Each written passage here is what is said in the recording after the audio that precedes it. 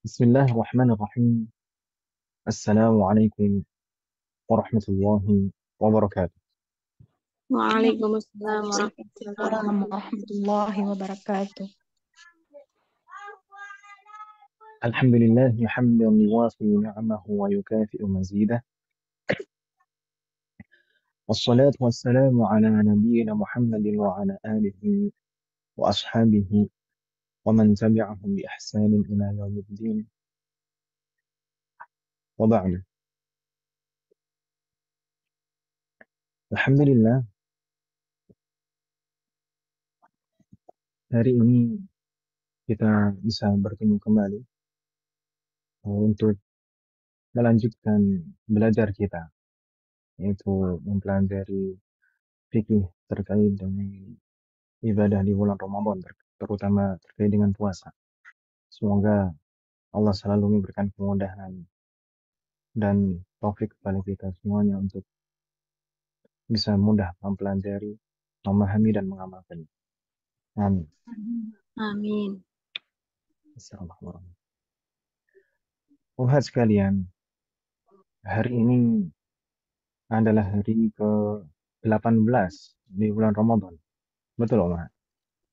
Betul, Ustaz. Hari ke-18. Dan itu berarti kita sudah masuk ke pertengahan kedua, jadi setengah kedua, 15 kedua dari bulan Ramadan. Dan hendaknya dan semoga Allah memberikan taufik dan pertolongan kepada kita semua. Kita semakin semangat dan meningkatkan ibadah kita. Karena bagian akhir dari bulan Ramadan, apalagi ketika sudah masuk 10 terakhir di bulan Ramadan, itu jauh lebih utama, jauh lebih besar fadilahnya daripada bagian awal Ramadan. Jadi kalau misalkan kita di awal-awal Ramadan kita sudah memulai untuk banyak beribadah, ketika memasuki semakin akhir, maka semakin banyak, harus semakin ditingkatkan. Bukan sebaliknya, bukan di awal-awal semangat, tapi semakin lama semakin mengandur. Tidak, tapi seharusnya semakin menuju akhir Ramadan, maka semakin semangat. Semoga Allah berikan taufik dan kemudahan. Dan makanya kalau kita pernah membahas di saat pertemuan pertama, saat muqaddimah dulu, saya sempat menyampaikan hadis-hadis terkait dengan keutamaan bulan Ramadan, seperti man shoma ramadhana imanan wa ihtisaban ghufira lahu ma taqaddama min dhanbihi, atau juga riwayat yang lain man qama ramadhana, siapa yang puasa Ramadan atau siapa yang melaksanakan qiyam salat malam di bulan Ramadan. Para ulama menjelaskan di sana ada 3 syarat untuk mendapatkan keutamaan ghufira lahu ma taqaddama min dhanbihi, akan diampuni semua dosa-dosanya yang lalu. 3 syarat, bukan hanya 2. Kebanyakan mungkin sebagian dari kita membahasnya hanya 2 syarat, yaitu harus dengan iman, percaya dengan ini bahwasanya ketentuan syariat dari Allah, perintah dari Allah, dan ihtisaban, mengharap pahala darinya. Tapi di awal sebelum itu Rasulullah menyebutkan man shoma ramadhana dan man qama ramadhana, siapa saja yang puasa Ramadan, siapa saja yang qiyam salat malam di bulan Ramadan. Ramadan bukan lailah min Ramadan, bukan satu malam atau beberapa malam di bulan Ramadan, bukan man shoma yauman, siapa yang puasa 1 hari 2 hari di bulan Ramadan, tidak, tapi seluruh Ramadan, selama 1 bulan. Siapa yang puasa penuh selama 1 bulan, siapa yang qiyam tiap hari di bulan Ramadan dalam kondisi iman, karena melaksanakannya karena iman dan ihtisab, mengharap pahala dari Allah, maka akan diampuni semua dosa-dosanya yang lain. Semoga di bulan Ramadan ini kita termasuk orang-orang yang dibebaskan dari api neraka. Amin. Ummahat wal akhwat sekalian, seperti yang kita rencanakan sebelumnya.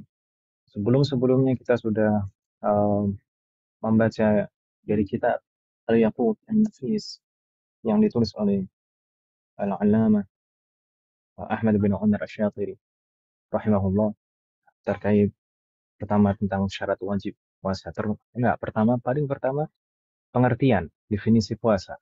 Kemudian syarat wajib puasa, siapa saja yang wajib berpuasa. Kemudian rukun-rukun puasa. Kemudian syarat sah puasa. Kemudian sunnah puasa. Makruh puasa. Kemudian terakhir pembatal puasa. Di pertemuan yang lalu sudah kita selesaikan, alhamdulillah, pembatal puasa. Tapi masih tersisa beberapa hal terkait dengan masalah puasa yang mungkin tidak disebutkan di dalam matan, di dalam kitab Al-Yaqut An-Nafis, yaitu bagaimana orang yang tidak puasa di bulan Ramadan. Siapa-siapa yang tidak puasa di bulan Ramadan, lalu apa kewajiban mereka? Dan insya Allah itu akan kita bahas hari ini. Semoga Allah berikan kemudahan. Setidaknya umat sekalian, kita akan membahas, di sana ada 10 kondisi orang yang tidak berpuasa di bulan Ramadan. Man la yasumu nahar Ramadan. Siapa yang tidak berpuasa di siang Ramadan. Pertama di sana ada as-sobi, yaitu anak kecil yang belum balik. Kemudian al-junun wasukru, orang yang gila dan mabuk. Kemudian al-mughma alaihi, yaitu orang yang pingsan. Dan yang keempat ada al-marid alladhi yurja bur'uhu, orang yang sakit dan punya harapan untuk sembuh dari sakitnya tersebut.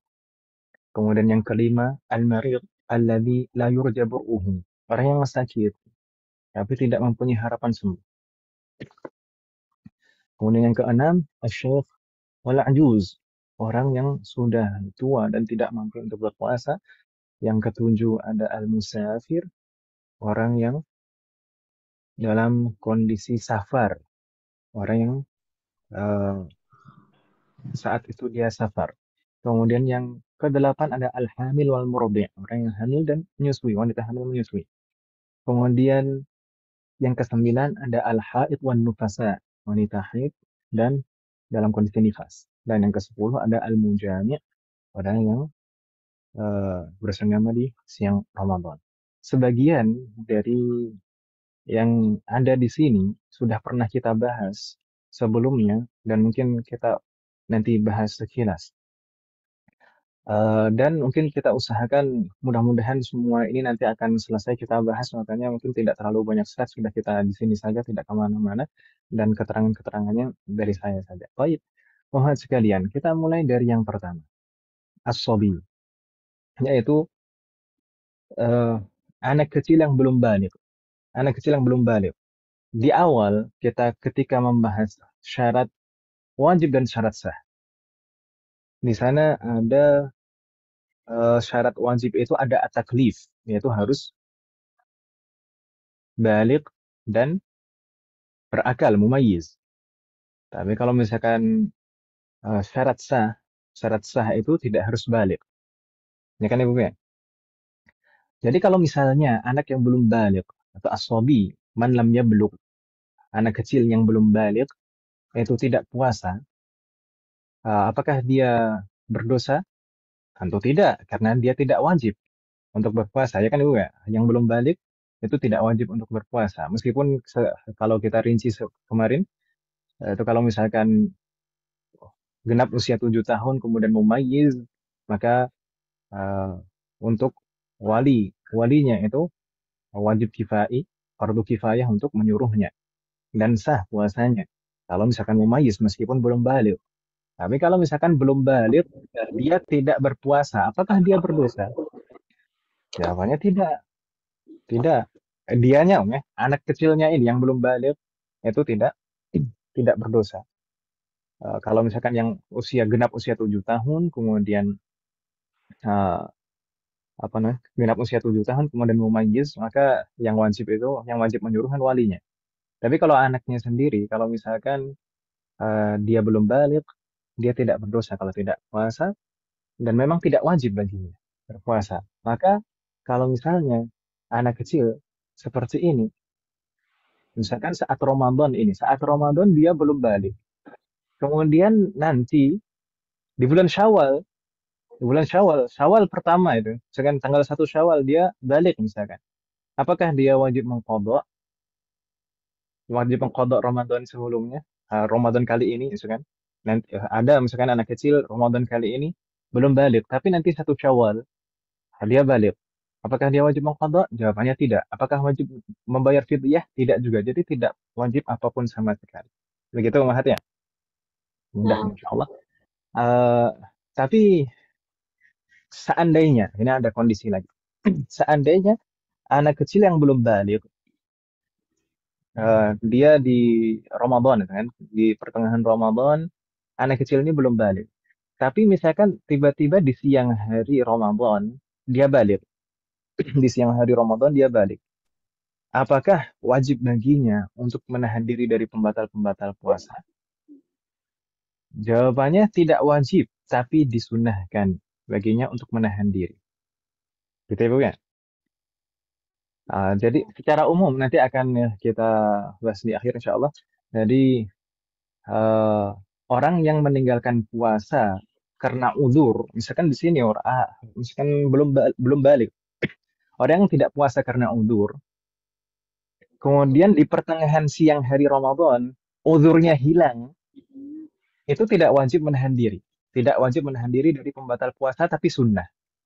Seperti juga wanita haid dan nifas. Wanita haid dan nifas, seandainya suci, di siang hari suci, tidak wajib baginya menahan diri dari pembatal-pembatal puasa, tapi sunnah. Tapi ada juga nanti yang misalkan hilang uzur, itu yang wajib jika uzurnya itu eh karena nanti insya Allah semoga ada waktu nanti kita sebutkan. Gitu ya Bu ya. nah, Baik. Kemudian kita langsung masuk yang kedua. Al-junun wasukru, yaitu orang yang gila dan mabuk. Sebenarnya ini juga sudah kita bahas sebelumnya, yaitu terkait dengan orang gila, yang mabuk, dan orang yang pingsan. Kemarin kita bahas apakah mereka wajib melaksanakan puasa saat Ramadan itu? Tidak. Apakah puasa mereka batal? Maka di sana ada perinciannya. Apakah eh, di sana sengaja karena unsur kesengajaannya atau tidak? Kemudian apakah kalau mabuk dan pingsan itu sepanjang siang dia tidak sadar atau tidak? Tapi di sini yang kita bahas apakah dia wajib mengqadha atau tidak? Maka al-junun wa sukru yang kedua ini, orang gila dan mabuk, maka hukumnya sama. Kalau gila dan mabuknya itu karena unsur kesengajaannya, maka wajib mengqadha. Tapi kalau misalkan gila dan mabuknya itu bukan karena unsur kesengajaannya, maka tidak wajib mengqadha. Gitu Ibu ya. Dan juga tidak ada fidyah.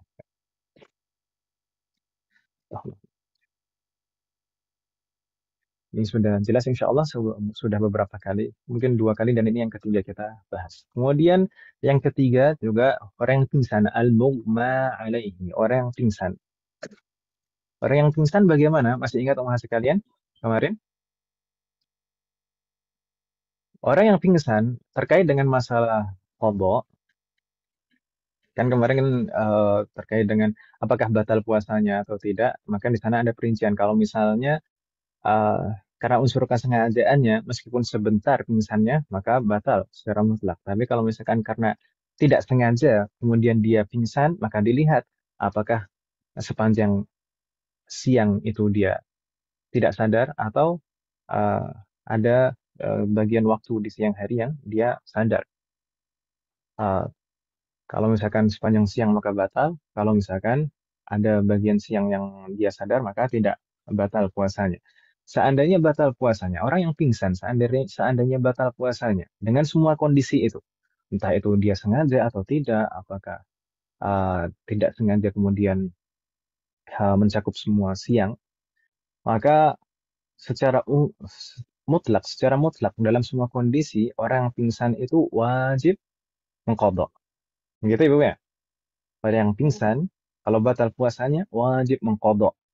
Tadi tidak ada rincian seperti orang gila dan mabuk tadi.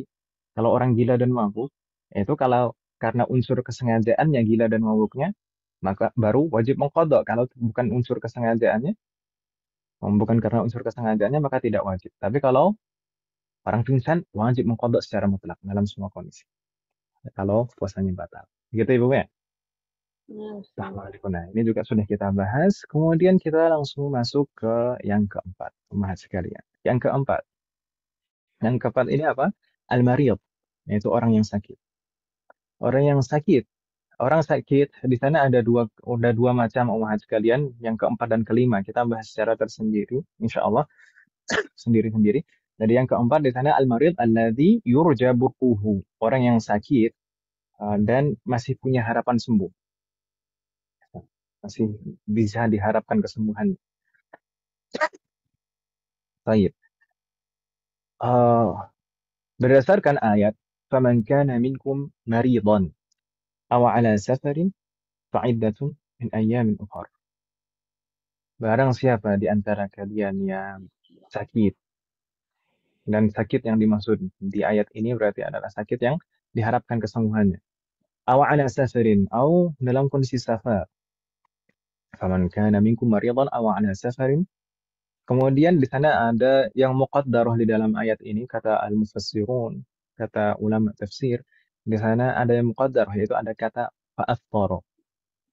Jawabu syaratnya, ibu-ibu sekalian yang sudah belajar adawatu syarat itu di semester berapa? Wah, semester 7 kalau di Kubaro atau di kitab Durus Lughah yang belajar dengan kita. Jadi ada sebab akibat. Di sana seandainya orang sakit atau safar, ini sebabnya.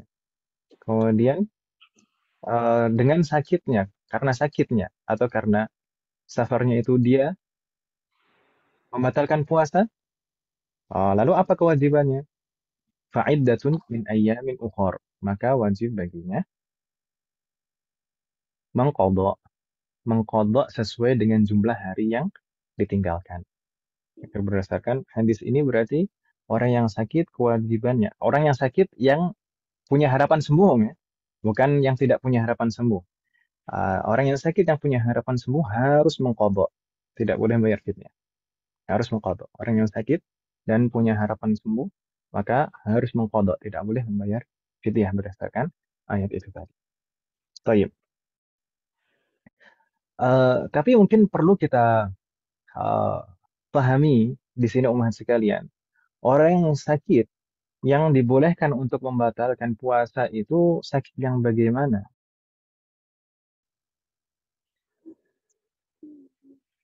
Orang yang sakit yang bagaimana? Maka di sana para ulama kita menyebutkan ada syarat. Orang yang sakit itu boleh membatalkan puasa. Setidaknya ada dua syarat. Syarat yang pertama adalah dia merasakan masyaqqah syadidah la tutahammalu 'adatan au masyaqqah tubihu tayammum. Ini syarat yang pertama. Yaitu dia merasa sangat berat untuk melaksanakan puasa, sangat kesulitan. Yang mana rasa masyaqqah, rasa beratnya ini biasanya tidak bisa tertahan. Jadi memang betul-betul nggak bisa menahan lapar dan haus. Atau masyaqqahnya ini berupa masyaqqah yang membolehkan kita tayamum yang pernah kita sebutkan sebelumnya, yaitu masyaqqah yang misalkan menyebabkan kita khawatir akan keselamatan nyawa kita. Jadi kalau misalkan kita paksakan puasa, mungkin kita takut nanti mungkin akan meninggal, atau yang menyebabkan kecacatan di salah satu anggota tubuh kita, yang kalau misalkan kita paksakan puasa, khawatir nanti ada bagian tubuh kita yang cacat, atau menyebabkan sakit kita ini Oh, bertambah parah atau melambat sembuhnya. Ini syarat yang pertama. Syarat yang kedua, kita boleh membatalkan puasa kita saat sakit adalah kita harus berniat untuk mengambil rukhsah, mengambil keringanan, yaitu niyatut tarukhus. Jadi saat membatalkan itu, jangan langsung dibatalkan gitu saja. Saya nggak kuat batal. Ya, kita saat membatalkan itu, kita harus menghadirkan di dalam hati membatalkannya ini, saya makan ini dalam rangka mengambil rukhsah, keringanan yang diberikan oleh Allah. Supaya nanti berbeda antara orang yang membatalkan karena rukhsah dan tanpa rukhsah gitu ya, Bu ya. Para ulama kita menjelaskan demikian. Jadi ini juga nanti berlaku untuk yang musafir. Jadi orang safar kalau misalkan mau membatalkan tidak puasa, nah, bukan membatalkan puasa tapi tidak puasa sejak subuh misalkan seperti itu. Karena dia safarnya sebelum subuh berangkatnya, maka ketika dia tidak puasa itu harus berniat untuk mengambil rukhsah, mengambil keringanan yang diberikan oleh Allah. Jangan sejak awal yang penting nggak puasa gitu. Tidak. Gitu Mahat ya. Jadi dua itu. Harus ada masyaqqah syadidah atau yang membolehkan kita untuk tayamum. Kemudian syarat yang kedua harus ada niat kita mengambil rukhsah. Nah, mungkin di sana para ulama kita juga menjelaskan apakah orang yang sakit itu wajib membatalkan puasanya atau boleh saja membatalkan puasanya. Maka dilihat sebabnya yang tadi, yang syarat yang pertama tadi. Kalau misalkan sebabnya adalah karena takut akan keselamatan jiwanya, nyawanya, kalau dipaksakan puasa nanti takut meninggal, atau akan menimbulkan kecacatan pada salah satu anggota tubuhnya. Kalau misalkan kalau sakitnya adalah dua hal itu, sebab dia mengambil rukhsah adalah itu, maka wajib dia membatalkan puasanya. Karena kalau misalkan dia paksakan, nanti bisa jadi meninggal atau cacat. Maka wajib dia membatalkan puasanya. Tapi kalau misalkan sebabnya selain itu, dia hanya merasa berat saja, betul-betul berat, nggak sanggup, ya. Bukan berarti nanti akan sampai membahayakan nyawa atau menyebabkan cacat, bukan. Tapi betul-betul dia nggak sanggup untuk berpuasa, maka itu boleh hukumnya, boleh bukan wajib. Gitu Ibu ya. Meskipun untuk yang kedua itu ada khilaf, ada perbedaan pendapat. Ada yang mengatakan wajib juga, ada yang mengatakan boleh. Tapi la ba'sa. Toib. Dan sakit di sini umat sekalian, sakit di sini tidak seperti dirinci seperti junun wasukar wal mughma alaih, tidak dirinci apakah ini karena unsur kesengajaan atau tidak, seperti itu. Tidak ada rincian seperti itu. Jadi secara umum sakit yang diharapkan kesembuhannya meskipun karena unsur kesengajaannya, misalkan dia saat di malam hari meminum obat agar siangnya sakit, misalkan seperti itu, maka dia tetap mendapatkan rukhsah, mendapatkan keringanan. Begitu Ibu ya. Uh, seperti orang yang mematahkan kakinya biar bisa duduk waktu sholat, biar dapat rukhsah. Karena sakit ya, sakit memang betul-betul nggak bisa. Jadi itu sakit di sini secara umum, meskipun karena kesengajaan. Dan sakit ini juga menjadi sebab kita boleh membatalkan puasa kita meskipun sakit ini baru muncul di pertengahan siang hari. Jadi kan sakit itu mungkin bisa jadi dari malam hari sudah mulai sakit. Maka jelas kalau itu jelas boleh nanti uh, tidak puasa ya kan, Om? Kalau terus-menerus sampai fajar masih sakit juga. Tapi kalau misalkan aslinya waktu subuh sehat misalkan. Kemudian ba'da duhur tiba-tiba sakit. Nah, maka ini juga boleh juga dia membatalkan puasanya karena kalau dia boleh membatalkan puasanya kalau memenuhi syarat itu tadi. Syarat yang pertama masyaqqah tadi, syarat yang kedua adalah niat mengambil rukhsah. Jadi meskipun sakitnya di siang hari baru muncul, maka tidak masalah dia mengambil rukhsah. Ini berbeda dengan safar. Nanti kalau safar itu mulai safarnya itu harus sebelum subuh. Kalau safarnya di siang hari jam 10 atau bahkan jam 7 jam 6 itu baru berangkat safar, itu nggak boleh membatalkan puasa. Jadi harus sebelum subuh safar. Begitu Ibu kan? Alhamdulillah. Nah, Ustaz. Baik, berikutnya Unghat sekalian. Mungkin ada pertanyaan, orang yang sakit. Tadi kan saat membatalkan itu harus menghadirkan niat di dalam hati untuk mengambil rukhsah, mengambil keringanan, boleh membatalkan puasa.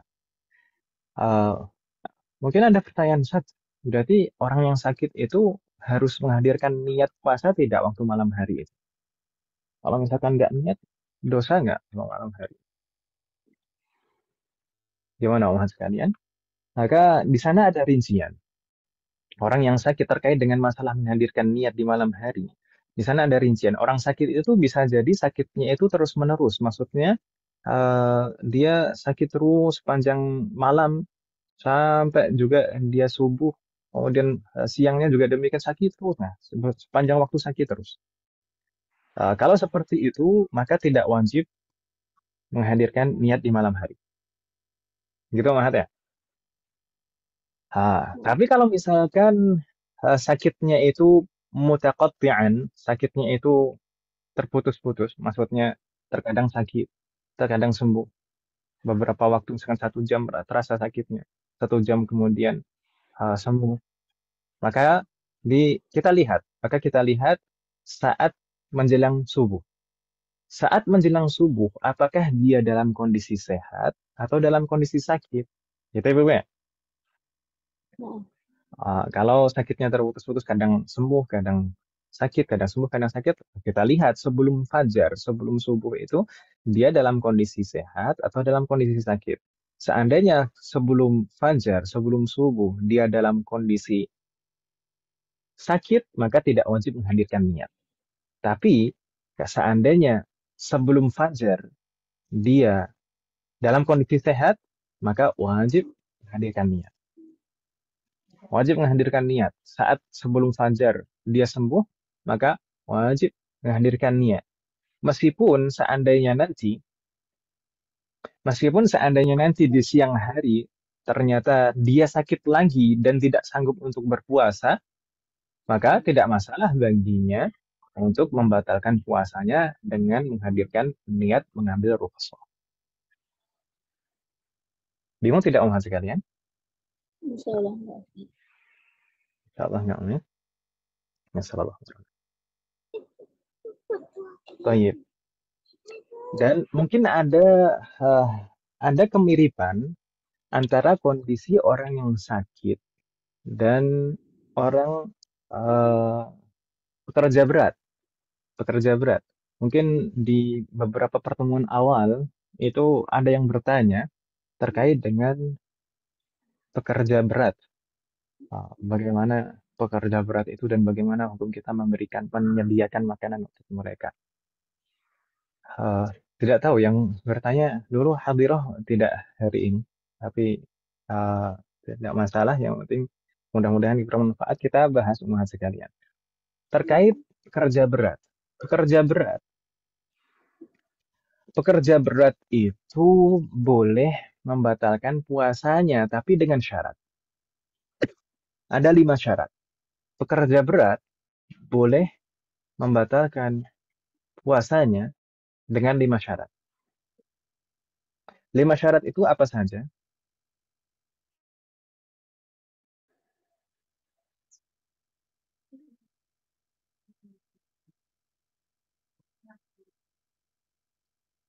Yang pertama, seperti masalah sakit tadi. Pekerjaannya ini menyebabkan masyaqqah, memberatkan dia, sehingga dia betul-betul nggak sanggup untuk menahan lapar dan haus kalau misalkan dia bekerja, melaksanakan pekerjaan tersebut. Jadi syarat yang pertama adalah pekerjaannya ini harus menimbulkan masyaqqah, menimbulkan eh, rasa berat yang eh, membuat dia tidak sanggup untuk melaksanakan puasa. Kalau misalkan pekerja, uh, meskipun mungkin sebagian orang mengira pekerjaannya itu berat, tapi kalau orangnya itu misalkan sanggup untuk menahannya, maka tidak masalah, dia harus tetap puasa. Gitu ya, Bu ya? Nah, Dia harus tetap puasa. Jadi pekerjaannya ini harus menimbulkan masyaqqah. Saya di tempat saya dulu tuh ada orang yang biasanya pekerjaannya menebang tebu. Kadang biasanya kan panas gitu ya, panas dan harus ngangkat longkat. Itu tapi ada yang saat bekerja seperti itu tetap puasa terus, tetap puasa terus. Jadi tidak masalah. Kalau misalkan dia sanggup untuk menahannya, maka dia lanjutkan puasanya. Jadi syarat yang pertama, pekerjaan ini harus menimbulkan masyaqqah baginya, menimbulkan rasa berat untuk melaksanakan puasa. Yang masyaqqah ini masyaqqah allati la tutahammal, afwan. Masyaqqah yang tidak tertahan gitu. Rasa berat yang tidak. Baik. Kemudian syarat yang kedua apa? أن ينوي ليلا الصيام ويصبح صائما فإذا تحققت المشقة المذكورة أفطر. Jadi syarat yang kedua adalah harus berniat puasa dari malam hari dan memulai fajar, memulai pagi hari dalam kondisi berpuasa. Kemudian seandainya masyaqqah tadi, rasa berat tidak sanggup untuk melaksanakan puasa tadi betul-betul terjadi, maka baru dia membatalkan puasanya. Gitu ya. Jadi seperti orang sakit yang mutaqatti'an tadi, sakitnya yang tidak terus-menerus, kadang sakit, kadang sembuh. Jadi harus niat di malam hari. Dan saat fajar dia harus mulai berpuasa. Gitu Ibu ya. nah, nah, Jadi nggak boleh misalkan orang pekerja berat, sejak malam udah punya niat nggak pengen puasa, kemudian saat subuh dia sudah nggak puasa juga, terus kemudian pagi sarapan, baru berangkat kerja. Tidak boleh seperti itu. Harus niat puasa terlebih dahulu di malam hari dan memulai hari itu fajar dengan puasa. Seandainya betul-betul merasakan masyaqqah berat untuk melaksanakan puasa, baru dia membatalkan. Ini syarat yang kedua. Kemudian syarat yang ketiga. Oh, di sini mungkin kita juga bisa memahami. Berarti kalau misalnya ada pekerja berat, kemudian kita sebagai uh, mandornya atau majikannya, kemudian sejak awal kita menyediakan sarapan misalnya, maka itu tidak boleh, Om. Hah? Mungkin kalau nanti siapa yang bukan kita hidangkan langsung sejak awal misalnya, tapi kita ada persiapan. Seandainya mereka nggak sanggup untuk berpuasa, maka kita ada makanan, nggak masalah seperti itu. Tapi kalau misalkan sejak awal kita sediakan sarapan dengan waktu sarapan sewajarnya waktu sarapan seperti itu, maka tidak boleh. Gitu maksudnya. nah, Yang Baik. Syarat yang ketiga, an ya'tadhira al-'amalu laylan au ta'jiluhu ila ba'da Ramadan. Ini syarat yang ketiga, pekerjaan ini tidak memungkinkan untuk dikerjakan di malam hari atau diakhirkan sampai setelah Ramadan. Jadi pekerjaannya ini harus memang betul-betul yang darurat, yang pekerjaan yang memang tidak bisa dikerjakan malam hari dan tidak bisa diakhirkan setelah Ramadan. Begitu maksudnya. Jadi kalau misalkan pekerjaannya ini bisa dilakukan malam hari atau bisa diakhirkan sampai setelah Ramadan, maka dia harus harus eh, mengerjakannya malam hari atau mengerjakannya setelah Ramadan dan saat Ramadan itu dia berpuasa. Begitu maksudnya. nah, Kemudian syarat yang keempat, ar-rabi', alla yaqsuda al-amala litarakhus atau liyatarakhasa bil fitri. Uh, Tidak boleh baginya bermaksud melaksanakan pekerjaan ini supaya mendapatkan rukhsah, mendapatkan keringanan tidak berpuasa. Terkadang kan orang kan sengaja gitu ya, wah yang biar nggak puasa, uh, misalkan safar, ya. Biar nggak puasa saya safar, biar nggak puasa, kalau saya misalkan biar sakit lah nanti, saya minum obat malam ya, atau biar nggak puasa ini melakukan pekerjaan berat seperti itu juga nggak boleh. Gitu, berbeda dengan yang sakit tadi. Kalau sakit tadi kalau sengaja boleh. Dia kalau sengaja tadi apa sakit yang karena unsur kesengajaan maka boleh dia mengambil rukhsah. Tapi kalau pekerjaan berat tidak boleh. Gitu ya, Bu ya? Nah, Kalau pekerjaan berat tidak boleh. Dan dia sengaja melakukan pekerjaan berat supaya mendapatkan rukhsah. Maka tidak boleh dia membatalkan puasanya. Sedangkan eh, syarat yang kelima, seperti sakit dan musafir tadi, saat dia mau membatalkan puasanya harus disertai dengan niat mengambil rukhsah, mengambil keringanan yang diberikan oleh Allah. Gitu ya, Bapak ya? Alhamdulillah. Baik. Hal min soal? mau tanya Ustaz, Nah, di tetangga Ana Ustaz, itu kan sudah bertahun-tahun Ustaz ya, sakitnya itu radang usus. Jadi karena kalau beliau itu kalau kuat saum, jadi saum Ustaz. Ketika tidak kuat karena saking sakitnya itu tidak saum ya, itu udah hampir 20 tahun Ustaz. Terus yang Ana tanyakan, apakah dia itu yang tergolong yang tadi apa terputus-putus itu nggak Ustaz?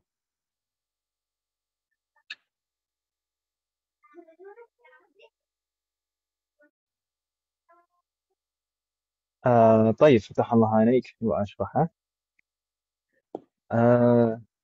Jadi maksudnya sakit tadi kan ada syarat kan, Om, ya?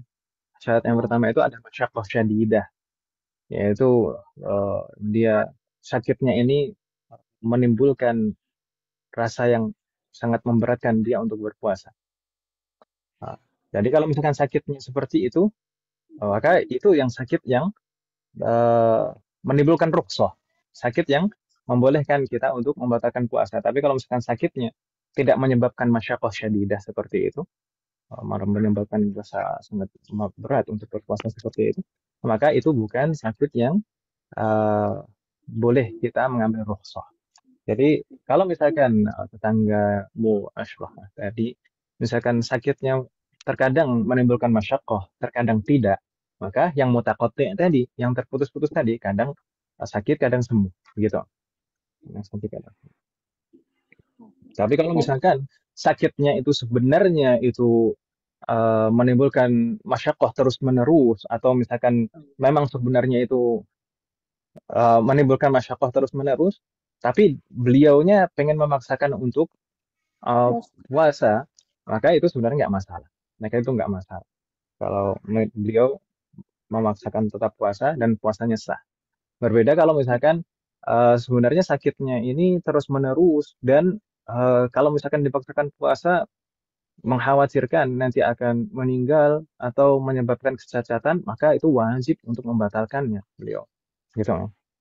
itu terkadang beliau itu bayar fidyah tuh gimana Ustaz? Kalau misalkan eh, jadi kalau fidyah itu hanya untuk orang yang betul. Jadi fidyah itu sebenarnya ada tiga macam. Fidyah itu ada tiga macam. Fidyah sebagai pengganti puasa bagi orang yang memang betul-betul tidak bisa melaksanakan puasa. Kemudian ada fidyah sebagai pengganti waktu, gitu ya. Jadi waktu yang terlewat, gitu ya. Meskipun dia wajib mengqadha juga, wajib membayar fidyah juga. Misalkan nanti kita akan membahas yang wanita hamil dan menyusui dalam satu kondisi seperti itu. Kemudian ada juga fidyah yang untuk eh, hukuman karena melewatkan, karena dia menunda-nunda. Misalkan orang yang punya tanggungan kewajiban qadha tapi menunda sampai masuk ke Ramadan berikutnya, ah, maka dia wajib mengqadha dan wajib membayar fidyah karena mengakhirkan. Ha, jadi kalau misalkan tadi misalkan selama dia ada waktu yang sembuh dan saat sembuh itu memungkinkan baginya untuk berpuasa, maka wajib baginya berpuasa. Jadi dilihat dong kondisi sakitnya ini sakit yang bisa diharapkan kesembuhannya atau sakit yang tidak bisa diharapkan kesembuhannya. Kalau sakit yang bisa diharapkan kesembuhannya, seandainya nanti sembuh, maka wajib mengqadha. Tapi kalau misalkan sakit yang tidak diharapkan kesembuhannya, ini misalkan memang ada dokter yang menyatakan seperti itu, ya. Dengan ada dokter mengatakan ini sakitnya ini nggak bisa ditemukan. Iya, dokternya udah angkat tangan, Ustaz.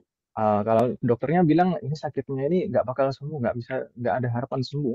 Maka kalau seperti itu, seandainya tidak berpuasa, dia hanya wajib membayar fidyah. Seandainya sembuh sekalipun dan dia mampu untuk berpuasa, tetap dia wajibnya fidyah saja. Itu kalau sakit yang tidak diharapkan kesembuhannya. Tapi kalau misalkan dia aslinya tidak diharapkan kesembuhannya, terus kemudian tiba-tiba sembuh gitu loh, ya, maksud saya, ya. Yang Itu tetap tidak wajib mengqadha, hanya fidyah saja.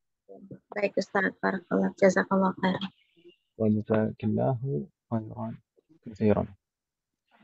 Kalau Ustadz untuk yang pekerja berat tadi bagaimana tuh konsekuensinya kalau dia membatalkannya? Thayyib, ini ada yang bertanya terkait dengan pekerjaan berat di screen. Ini tidak kita sebutkan di screen, hanya saja kondisi pekerja berat itu ada kemiripan dengan nomor 4, yaitu orang yang sakit dan punya harapan sembuh. Gitu ya.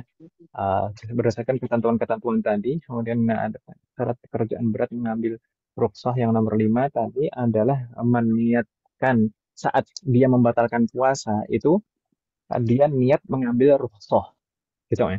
Seperti orang sakit yang diharapkan kesembuhannya tadi, yang mempunyai harapan sembuh, itu saat dia membatalkan puasa, maka harus dihadirkan juga saat membatalkan puasa itu dia niat mengambil rukhsah, gitu ya. Bukan yang penting batalin aja gitu, enggak. Supaya beda antara orang yang membatalkan puasa karena rukhsah dan membatalkan puasa bukan tanpa udzur, gitu ya. Baik, berikutnya tadi pertanyaan barusan apa Om? Yang secara langsung? Konsekuensinya apa ketika membatalkan itu, Ustaz? Ketika membatalkan seperti orang yang sakit yang punya harapan sembuh, harus mengqadha. Berarti kodok. Nah, harus mengqadha. Nah, nah.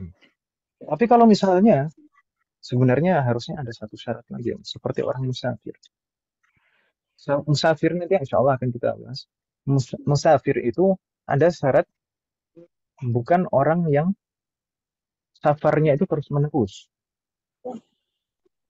Kalau safarnya terus menerus nggak boleh mengambil rukhsah. Harusnya di sini orang yang bekerja berat itu juga begitu juga. Jadi harus dia punya waktu untuk mengqadha. Ya, kalau seandainya kerjanya terus menerus sepanjang tahun, itu maka nggak boleh mengambil rukhsah. Gitu, ya.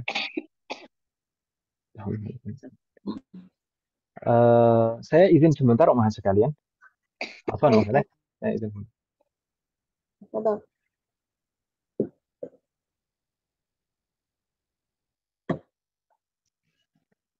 Baik, ini terkait yang kondisi yang keempat tadi, orang yang sakit dan dia punya harapan untuk sembuh. Insya Allah sudah tidak ada pertanyaan lagi, Om ya. Sudah. Ustaz. Baik. Berikutnya, Om. Berikutnya nomor 5 dan 6. Yang kelima adalah al-marid alladzi la yurja bur'uhu. Orang yang sakit dan tidak mempunyai harapan sembuh. Orang yang sakit dan tidak punya harapan sembuh.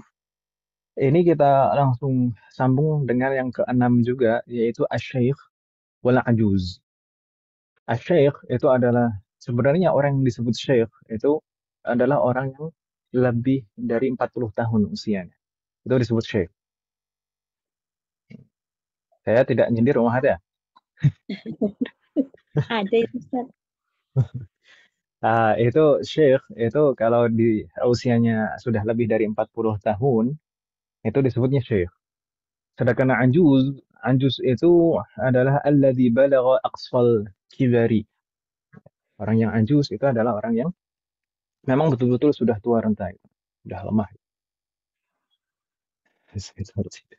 Gitu Ibu ya.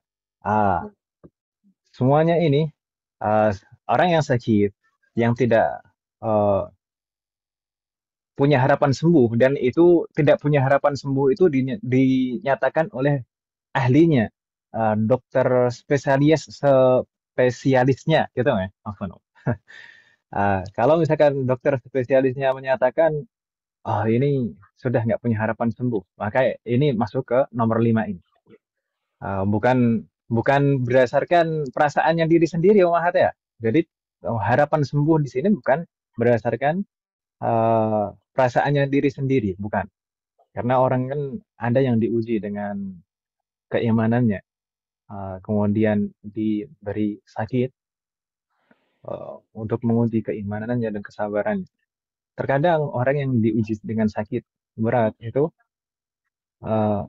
bersabar dengan ujian tersebut, tapi ada juga yang putus asa. Ada yang putus asa sampai tidak percaya dengan takdir dan menyalahkan qada dan qadar. Wala'anya bila semoga Allah memberikan taufik kepada kita semua. Dan sebenarnya terkadang itu juga ada kaitannya dengan campur tangan syaitan. Karena tujuan syaitan kan seperti itu ya, menyebabkan menggiring manusia untuk rugi di dunia dan di akhirat. Kalau misalkan ada sakit, karena misalkan ada faktor-faktor dari syaitan, dari golongan jin seperti itu, kemudian susah berobat kemana-mana, sembuh-sembuh, kemudian orang itu sampai putus asa, kemudian menyalahkan takdir, itu sudah sukses itu syaitan untuk menggiring kita, membuat kita rugi di dunia dan di akhirat. Semoga Allah memberikan taufik kepada kita semua. Baik. Sedangkan yang keenam tadi itu kita sudah bahas, yang syekh itu yang lebih dari 40 tahun, ajuz itu yang sudah betul-betul tua dan lemah fisiknya. Baik. Keduanya ini seandainya tidak mampu untuk berpuasa. Kalau yang pertama tadi jelas tidak mampu berpuasa, yang sakit yang tidak diharapkan kesembuhannya, tidak punya harapan sembuh. Sedangkan orang tua, orang yang sudah tua ini kalau misalkan seandainya tidak mampu untuk berpuasa juga, maka mereka wajib membayar fidyah. Wajib membayar fidyah. Karena memang tidak mampu, ya kan Ibu ya? Kalau kodok juga nggak bisa juga. Tapi seandainya ini orang yang sakit dan tidak mempunyai harapan sembuh, kemudian orang yang tua, seandainya mereka betul-betul memaksakan diri, menahan masyaqqah, kemudian memaksakan diri untuk melaksanakan puasa, maka sah puasanya. Gitu ya. Seandainya betul-betul memaksakan diri, maka itu sah puasanya. Baik. Wajib bagi keduanya ini membayar fidyah. Fidyah di sini mungkin sempat kita singgung kemarin saat membahas kafarah, ya. Tapi biasanya kalau kafarah itu biasanya untuk istilah kafarah kubra, kafarah mughalladhah, kafarah yang berat, yang besar. Sedangkan kafarah kecil itu biasanya disebut fidyah gitu saja. Karena ya hanya satu pilihan, yaitu memberi makan. Memberi makan. Memberi makan seberapa?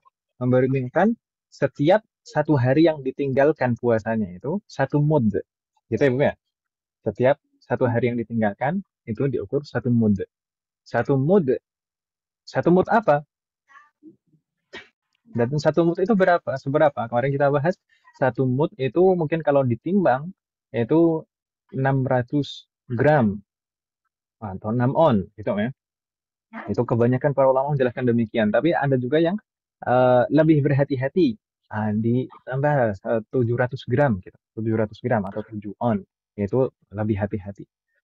Jadi takarannya demikian, dan dari apa? Dari bahan pokok. Dari bahan makanan pokok daerah setempat. Seperti kita, di tempat kita beras, maka menggunakan beras. Beras 6 on atau 7 on. Dan seperti juga kita bahas kemarin, nggak cukup kalau misalkan satu porsi makanan yang sudah matang, itu tidak cukup. tidak cukup untuk menggantikan satu mut. Dan satu mut ya satu mut, yang satu mut beras. Kita ibu ya. Setengah kilo lebih. Ya, lebih dari iyalah 600 gram atau 700 gram ya setengah kilo lebih. Baik. Kalau satu kalau satu porsi itu kan nggak sampai setengah kilo, orang satu porsi makan nggak sampai setengah kilo ya kan, Wan? Perempatnya juga nggak ada. Baik. Bagaimana, Wan? Ada pertanyaan?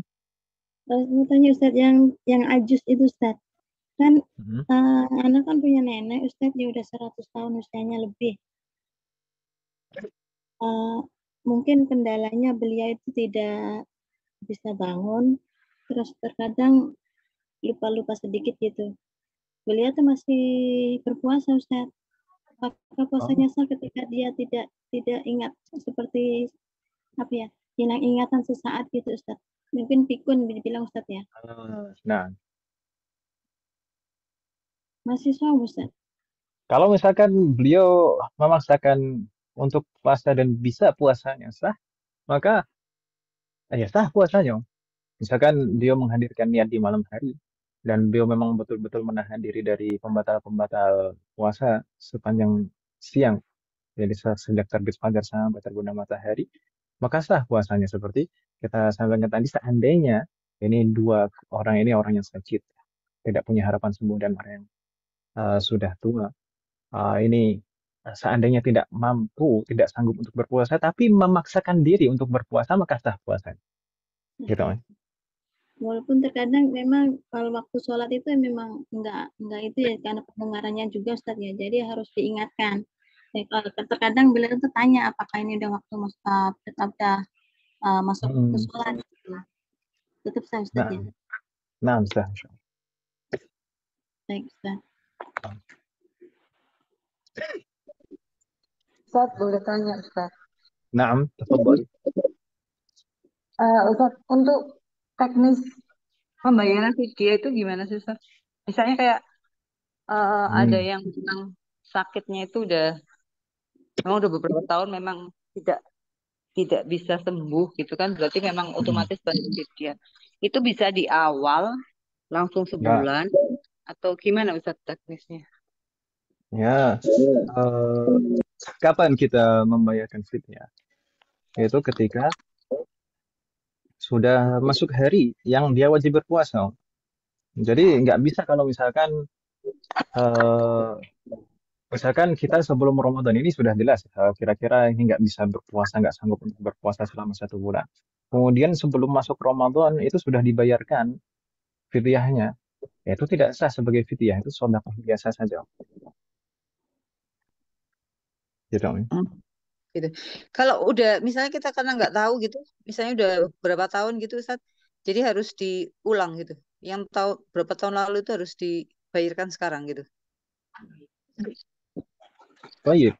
Ini mungkin terkait juga dengan misalkan orang yang tidak sanggup membayar fidyah itu apakah fidyahnya itu murah atau bagaimana? Gitu kan?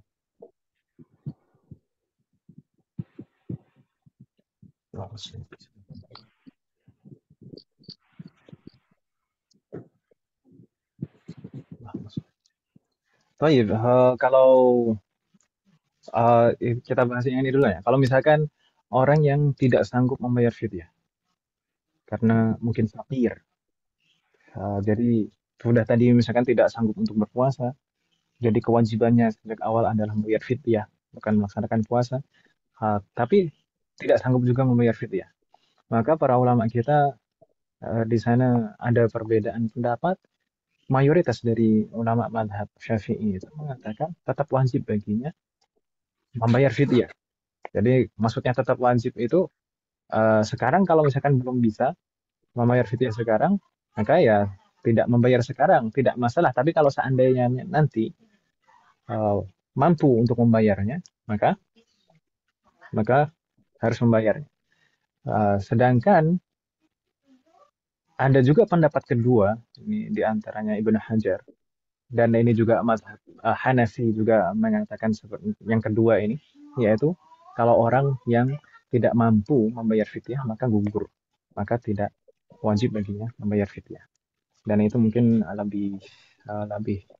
lebih memberikan kemudahan untuk umat dan sejalan dengan kaidah, baik. Terkait dengan tadi, misalkan kalau sebelum-sebelumnya ini fidyahnya tidak sah. Kalau sebelum-sebelumnya fidyahnya tidak sah, apakah masih berkewajiban membayar fidyah? Ya iya.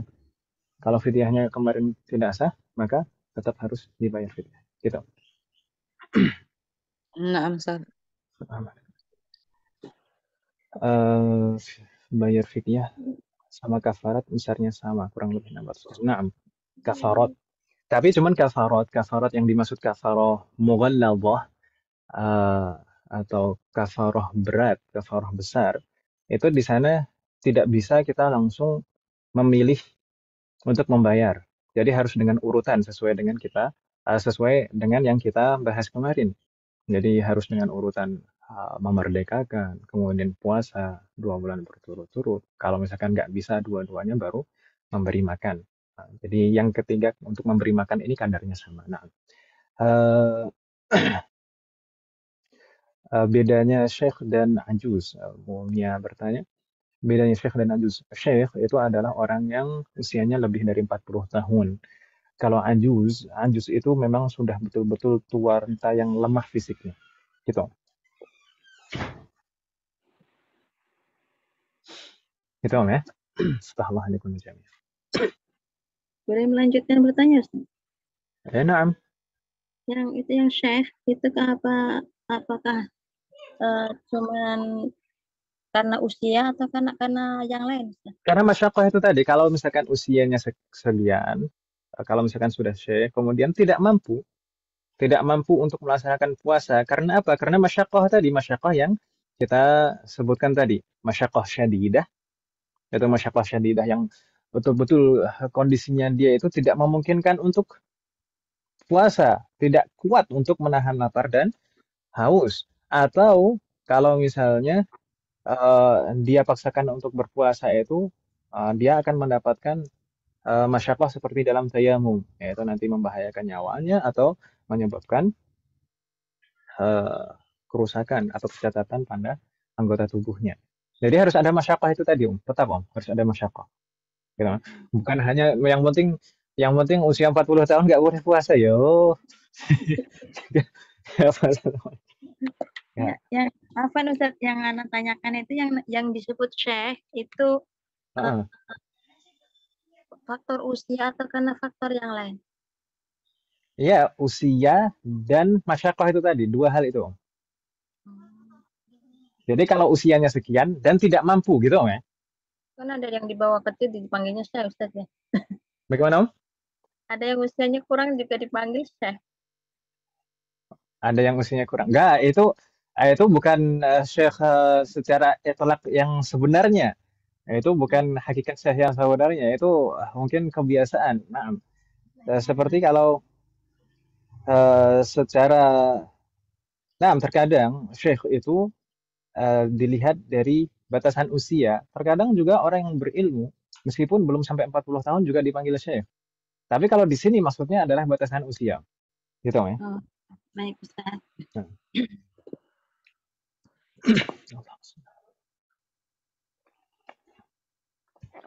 Baik, kita lanjutkan Om sekalian. Nah, kita lanjutkan. Masa enggak? Baik, berikutnya Om sekalian, yang ketujuh adalah al-musafir. Orang yang safar. Orang yang safar, bagaimana dengan puasanya? Baik, orang yang safar itu boleh membatalkan puasanya. Boleh tidak melaksanakan puasa dengan 3 syarat. Harus ada 3 syarat. 3 syarat itu harus terpenuhi. Baru boleh dia tidak berpuasa. 3 syarat untuk musafir. Boleh tidak berpuasa itu apa? Yang pertama, an yakuna safaruhu tawilan. Safarnya adalah safar yang jauh. Bukan safar qasir, bukan safar yang dekat. Safar jauh itu adalah safar yang biasanya para ulama juga sebutkan dalam masalah qasar, jamak qasar.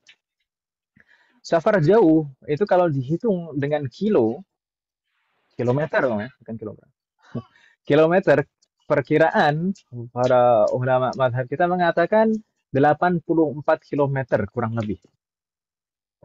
Jadi kalau safarnya kurang dari itu, kurang dari 84 kilometer, maka tidak boleh kita mengambil rukhsah tidak berpuasa karena alasannya karena safar tersebut. Tidak boleh. Jadi safarnya harus safarun tawil, harus safar yang jauh, yaitu yang lebih dari 84 kilometer. Gitu maksudnya? Nah, Ustaz. Maksudnya.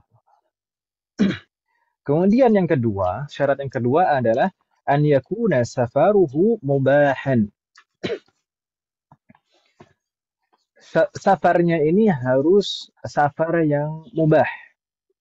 Safarnya ini harus safar yang mubah, bukan safar yang haram atau makruh.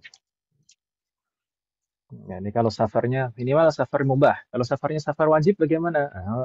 Maka boleh juga otomatis. Nah, jadi minimal safarnya adalah safar yang mubah, bukan safar maksiat.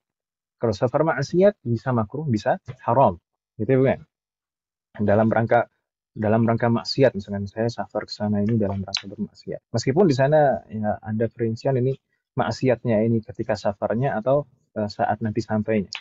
Tapi secara umum kita tidak perlu terlalu dirinci. Yang penting kalau misalkan yang mendapatkan rukhsah boleh tidak berpuasa saat safar ini adalah jika safarnya adalah safar mubah.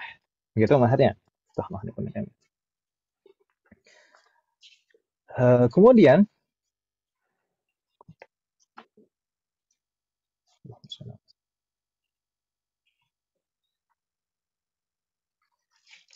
syarat yang ketiga adalah an yusafira qabla al-fajri, yaitu berangkat safar sebelum fajar. Maksudnya berangkat safar sebelum fajar ini adalah dia sudah melewati batasan daerahnya atau desanya saat fajar, saat terbit fajar. Saat terbit fajar dia sudah dalam kondisi safar. Dalam kondisi safar itu maksudnya bagaimana? Dia sudah melewati batasan daerahnya, batasan desanya, gitu ya Bu ya? Atau kotanya. Itu desa ya, desa. Nah, kalau sudah melewati batasan desanya, maka itu dia sudah musafir dikatakannya. Tapi kalau masih baru di depan rumah, mau berangkat baru, tapi udah keluar rumah, baru di depan rumah itu belum musafir namanya. Itu kalau misalkan apa namanya?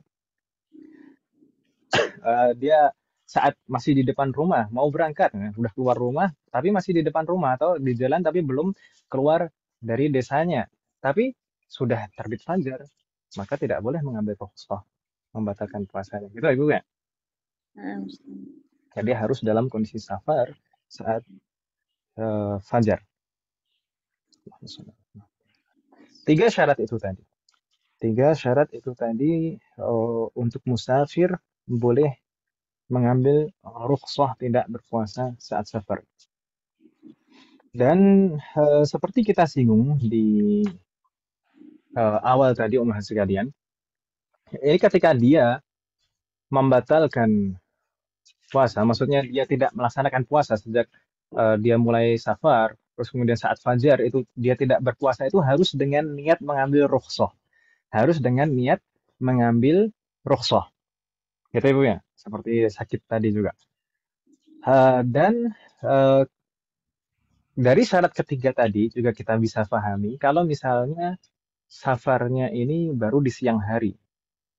Jadi pagi harinya itu belum safar, tapi siang harinya baru safar, maka tidak boleh dia membatalkan puasa sejak awal. Gitu Ibu ya.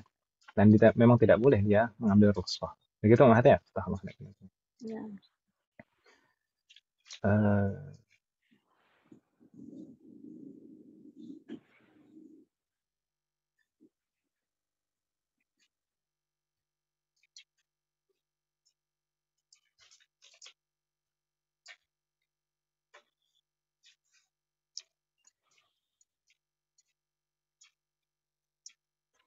Baik.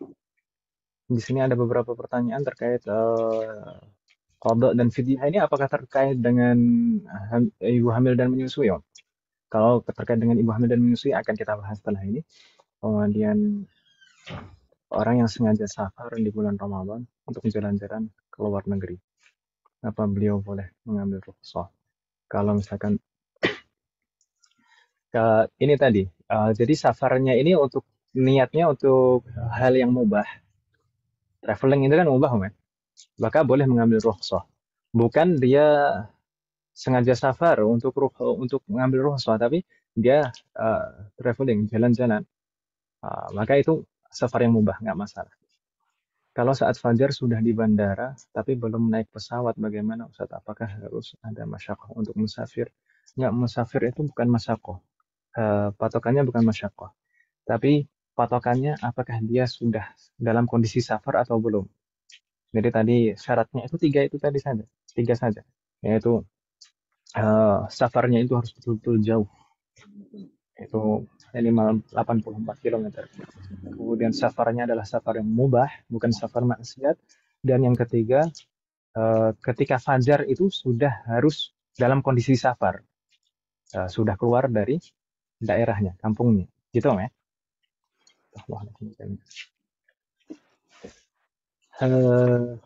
Baik.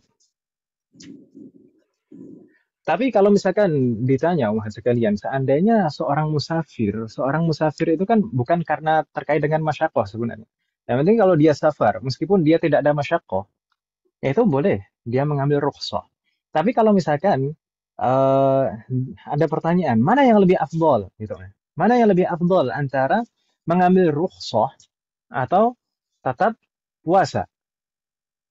Mana yang lebih afdol antara mengambil rukhsah atau tetap puasa? Maka para ulama kita menjelaskan kalau misalkan dia sanggup untuk berpuasa dan tidak ada masyaqqah yang menyebabkan bahaya pada dirinya, misalkan bahaya tentang jiwanya atau anggota tubuhnya itu tadi, maka yang paling afdol adalah tetap puasa. Yang lebih afdol itu adalah tetap puasa. Kenapa? Pertama, akan lebih cepat untuk menggugurkan kewajibannya. Itu yang pertama. Yang kedua, karena menghormati waktu Ramadan itu memang tempatnya untuk kewajiban berpuasa, ya kan, ya?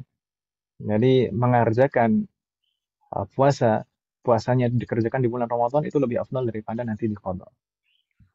Tapi kalau misalnya khawatir akan keselamatannya, nyawanya atau bagian tubuhnya, seandainya dia paksakan untuk berpuasa saat safar, maka yang lebih afdal adalah mengambil rukhsah. Begitu maksudnya? Wadih Mahad? Baik.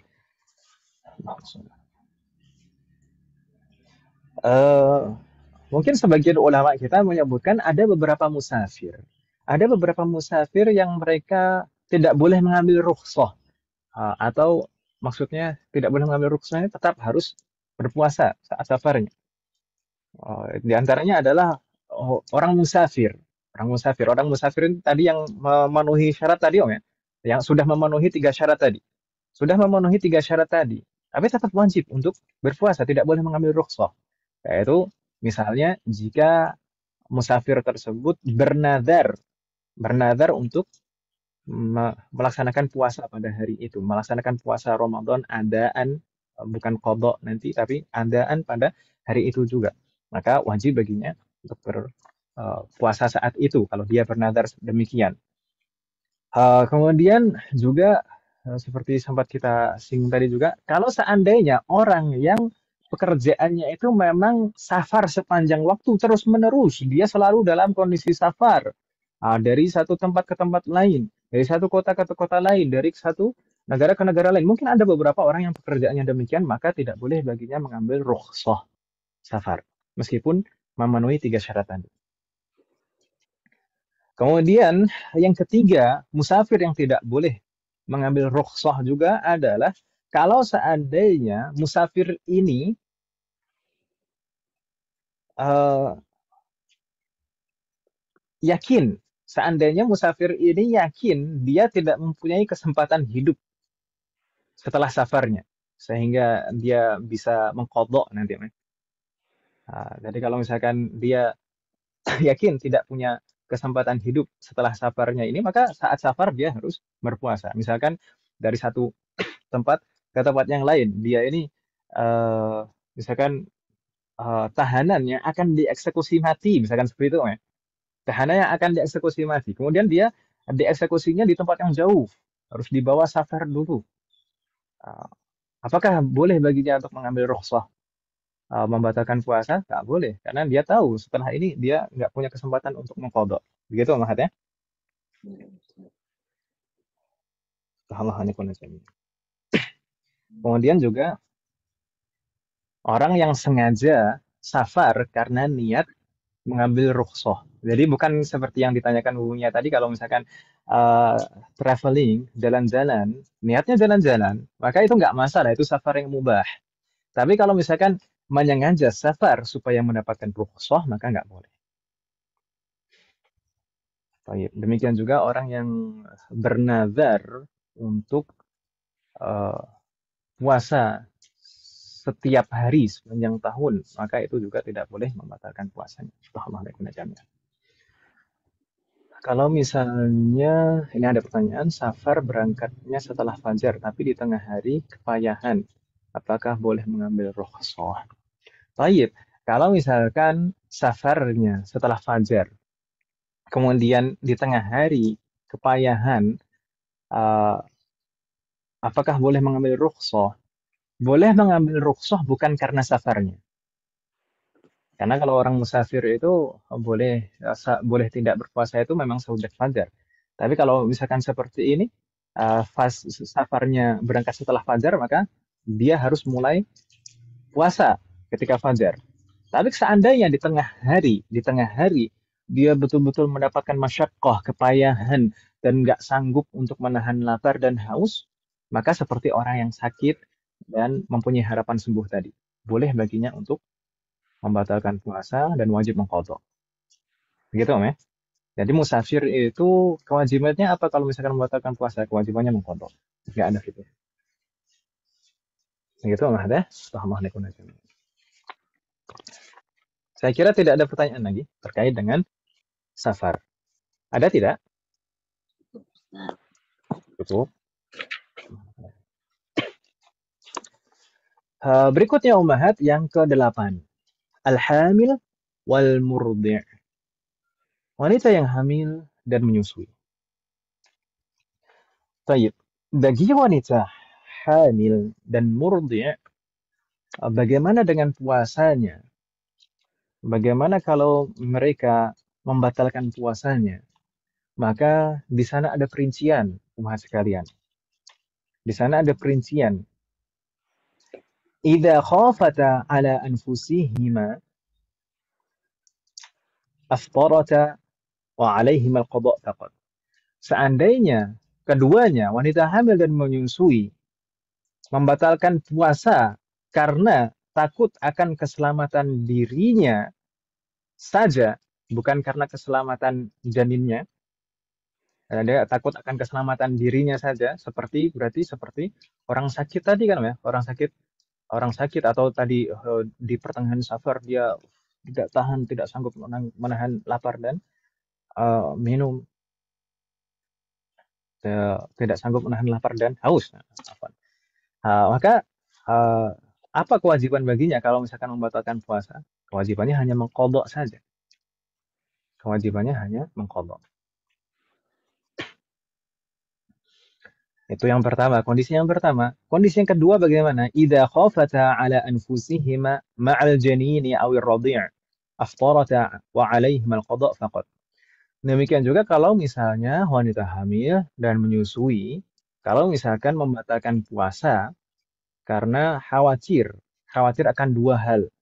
Khawatir akan keselamatan dirinya sendiri dan juga janinnya atau anak yang disusuinya. Baik anaknya ini yang disusui ini adalah anaknya sendiri atau anak orang lain. Kalau misalkan yang dikhawatirkan dua seperti ini, kewajibannya juga cuma qadha saja. Kewajibannya hanya qadha faqat. Tapi kondisi ketiga, idza khafat al-hamilu 'ala janiniha aw al-murdi'u 'ala radi'iha aftarata wa qadata wa 'alaihima al-fidyah aidan wa hiya muddun min qutil baladi limiskin. Baik. Seandainya seorang wanita yang hamil dan menyusui membatalkan puasanya, yang membatalkan puasa ini karena takut akan keselamatan anaknya saja, anaknya yang dikandungnya atau anak yang disusuinya, maka kewajibannya ada dua, yaitu qadha dan fidyah. Qadha dan fidyah juga. Jadi tidak seperti kondisi yang dua pertama tadi. Kalau kondisi yang dua pertama tadi, khawatir akan dirinya sendiri, atau khawatir akan dirinya dan janinnya atau anaknya, maka kewajibannya hanya qadha saja. Tapi kalau khawatir akan keselamatan anaknya saja, baik anak yang di dalam perutnya, itu janinnya, atau anak yang disusuinya, baik anaknya sendiri atau anak orang lain, maka kewajibannya dua, yaitu qadha, mengganti puasanya, dan juga fidyah untuk mengganti waktu yang ditinggalkan. Baik. Mungkin ada pertanyaan, ini yang dimaksud khawatir akan keselamatan anaknya ini bagaimana? Misalnya anak yang dikandungnya atau anak yang disusuinya. Tingkat kekhawatirannya ini maksudnya seperti apa? Pertama, seperti misalkan kalau khawatir seandainya dipaksakan puasa itu akan gugur kandungannya, atau akan terjadi kecacatan pada janin yang dilahirkan nanti. Itu kalau wanita hamil. Sedangkan kalau wanita menyusui, khawatirnya seperti apa? Khawatirnya adalah akan sangat berkurang kadar ASI yang diproduksi. Maka itu adalah tingkat kekhawatiran yang dimaksud di sini. Kalau misalkan khawatirnya seperti itu, baru boleh membatalkan puasa. Gitu maksudnya. Tapi bukan berarti. Jadi di sini kita paham, bukan berarti setiap yang penting kalau hamil dan menyusui langsung boleh membatalkan puasanya, begitu? Tidak. Jadi dilihat apakah dia mengalami masyaqqah, dianya sendiri mengalami masyaqqah. Kalau dianya sendiri mengalami masyaqqah, maka boleh membatalkan puasanya, mengambil rukhsah karena khawatir terhadap dirinya sendiri. Atau mungkin juga khawatir akan anak yang dikandungnya atau anak yang disusuinya. Tingkat kekhawatirannya maksudnya seperti apa? Khawatir nanti terjadi keguguran, atau terjadi cacat pada anaknya, atau nanti akan produksi ASINya akan sangat berkurang. Nah, itu baru boleh mengambil rukhsah dengan alasan keselamatan anak. Begitu maksudnya. Alhamdulillah jami'an. Tayyib. Tadi mungkin ada pertanyaan. Mungkin sebagian pernah mendengar wanita hamil dan menyusui itu kewajibannya udah fidyah saja lah. Atau mungkin ada juga yang mengatakan boleh memilih antara fidyah dan qadha. Itu saya sampaikan umat sekalian. 4 madhab, ulama 4 madhab. Jadi ini kesepakatan 4 madhab, qadha itu tidak ada yang gugur bagi wanita hamil dan menyusui. Wanita hamil dan menyusui itu semuanya wajib mengqadha. Qadhanya tidak ada yang gugur, tidak bisa digantikan dengan fidyah. Fidyah itu bukan menggantikan asli puasanya, bukan. Fidyah itu menggantikan hurmatu al-waqt.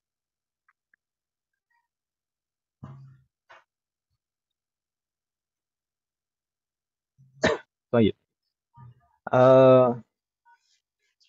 Mungkin saya sebutkan di sini nukilan terkait dari 4 madhab. Pertama, di dalam madhab Hanafi.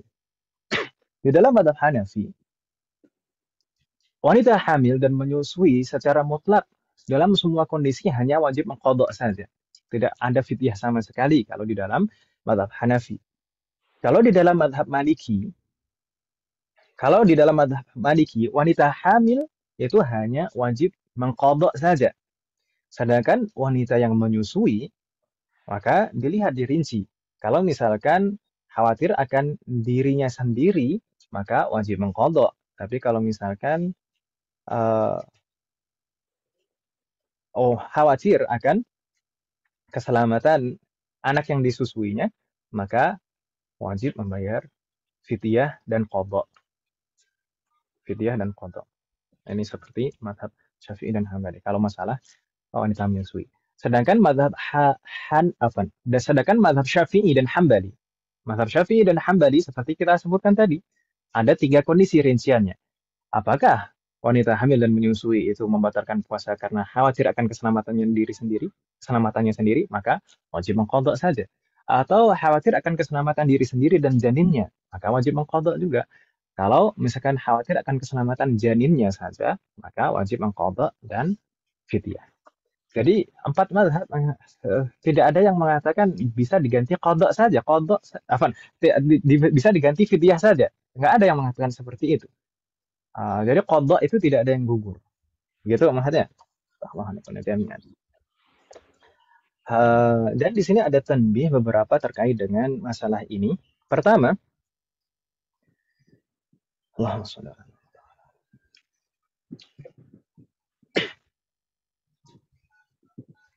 al-hamil wal murdi yalzam.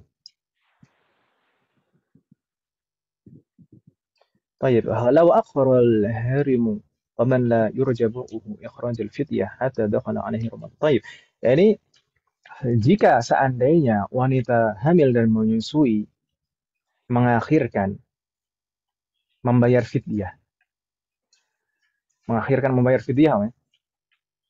sedangkan sebenarnya dia mampu dan punya waktu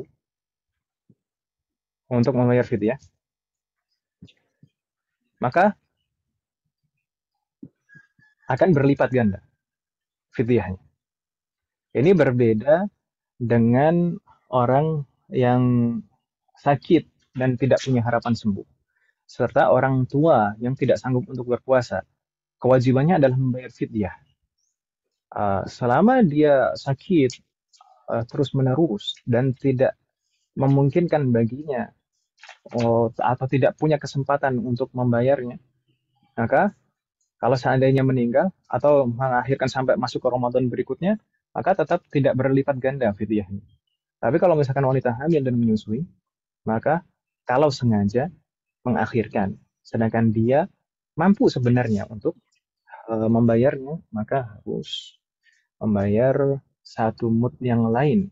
Jadi double. Jadi 1 mud yang satu adalah untuk mengganti meninggalkan puasanya saat hamil atau menyusui, dan 1 mud lagi sebagai pengganti dari dia mengakhirkan sampai tahun berikutnya. Baik. Kemudian yang kedua, tajibul fidyatu 'alal hamil wal murdi fi malihima. Jadi diwajibkan fidyah itu dari hartanya siapa? Apakah dari harta orang yang menafkahi wanita hamil dan menyusui tersebut? Kalau misalkan menyusuinya karena dibayar, misalkan apakah ini 1 mud ini dibayar oleh orang yang memberi upahnya tadi, atau orang yang menyusui itu sendiri, wanita yang menyusui itu sendiri? Maka para ulama kita mengatakan dibayar sendiri dari wanita hamil dan menyusui sendiri tersebut. Kemudian yang ketiga, la tata'addadul fidyatu bi ta'addudil aulad.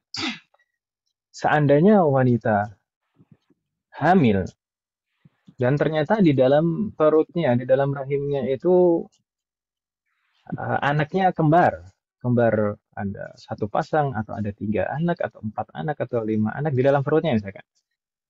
Demikian juga dengan wanita yang menyusui, misalkan menyusui lebih dari 1 anak. Apakah fidyahnya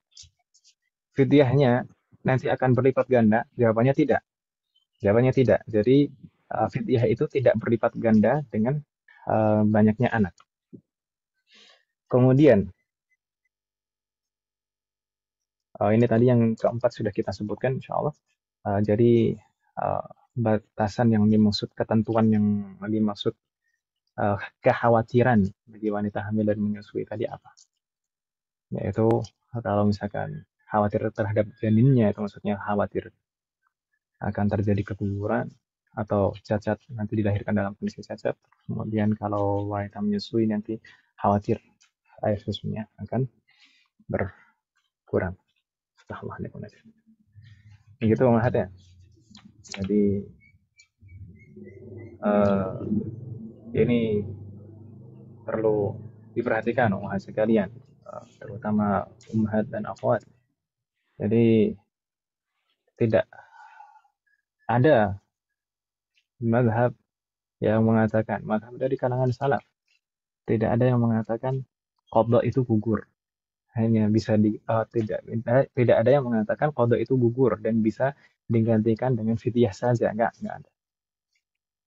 Jadi qadha itu tetap harus, sedangkan fidyah itu harus dibayarkan juga kalau seandainya tadi membatalkannya itu karena khawatir akan keselamatan janinnya saja. Begitu maksudnya? Bertanya Ustaz, Nah, kalau itu kan kita baru dapat ilmu seperti ini Ustaz ya, alhamdulillah.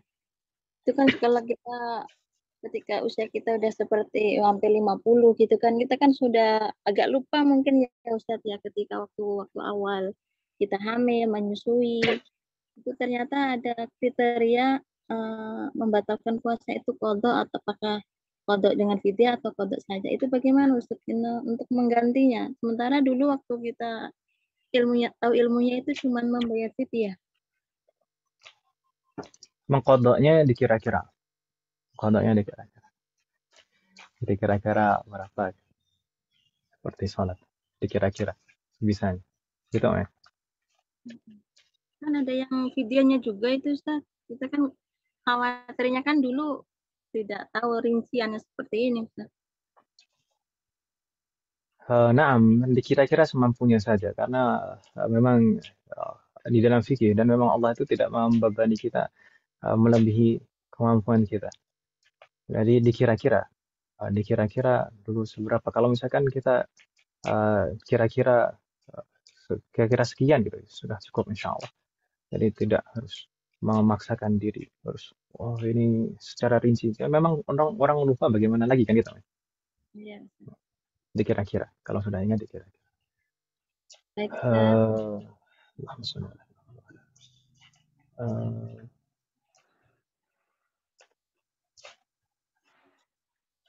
Dan kondisi seorang jika kondisi seseorang tidak hamil dan menyusui tapi menunda qadha, berarti dia harus qadha dan membayar fidyah. Nah, apakah fidyahnya juga berlipat? Baik, saya sempat menyinggung ini tadi, sebenarnya harusnya dibahas di akhir. Jadi orang yang misalkan punya tanggungan puasa, dia harus mengqadha, ya. Kemudian dia menunda-nunda qadhanya. Dia punya kesempatan, mampu untuk mengqadha sebenarnya, tapi menunda-nundanya.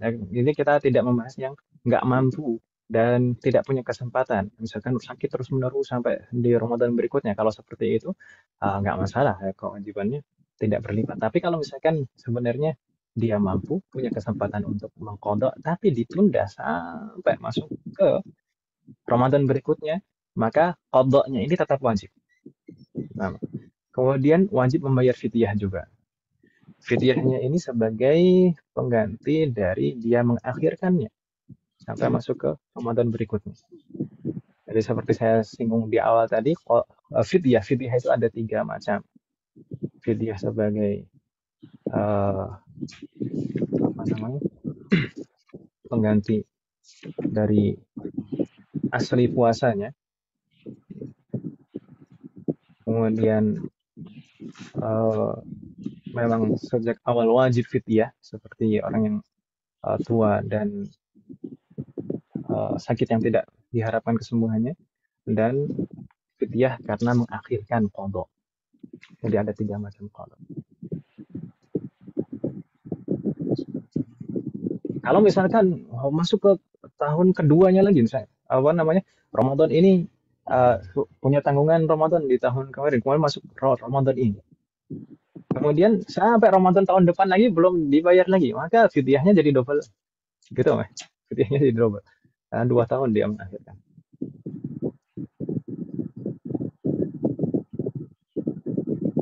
Eh,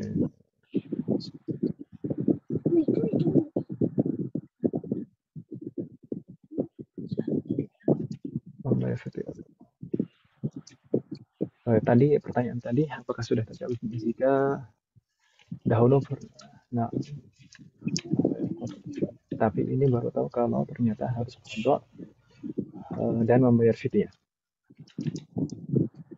Maka sebaiknya apa yang harus dilakukan puasa-puasa tahun yang sebelumnya dalam keadaan menunda sudah diqadha, tapi mengenai fidyahnya bagaimana? Apakah harus dibayar semuanya? Nah, selama mampu membayar fidyah maka harus dibayar fidyah. Saat mampu membayar fidyahnya maka harus dibayar fidyah. Baik. Fidyahnya tadi untuk apa Ustaz? Fidyahnya untuk asli puasanya atau untuk mengganti waktu, fadilah waktu yang ditinggalkan.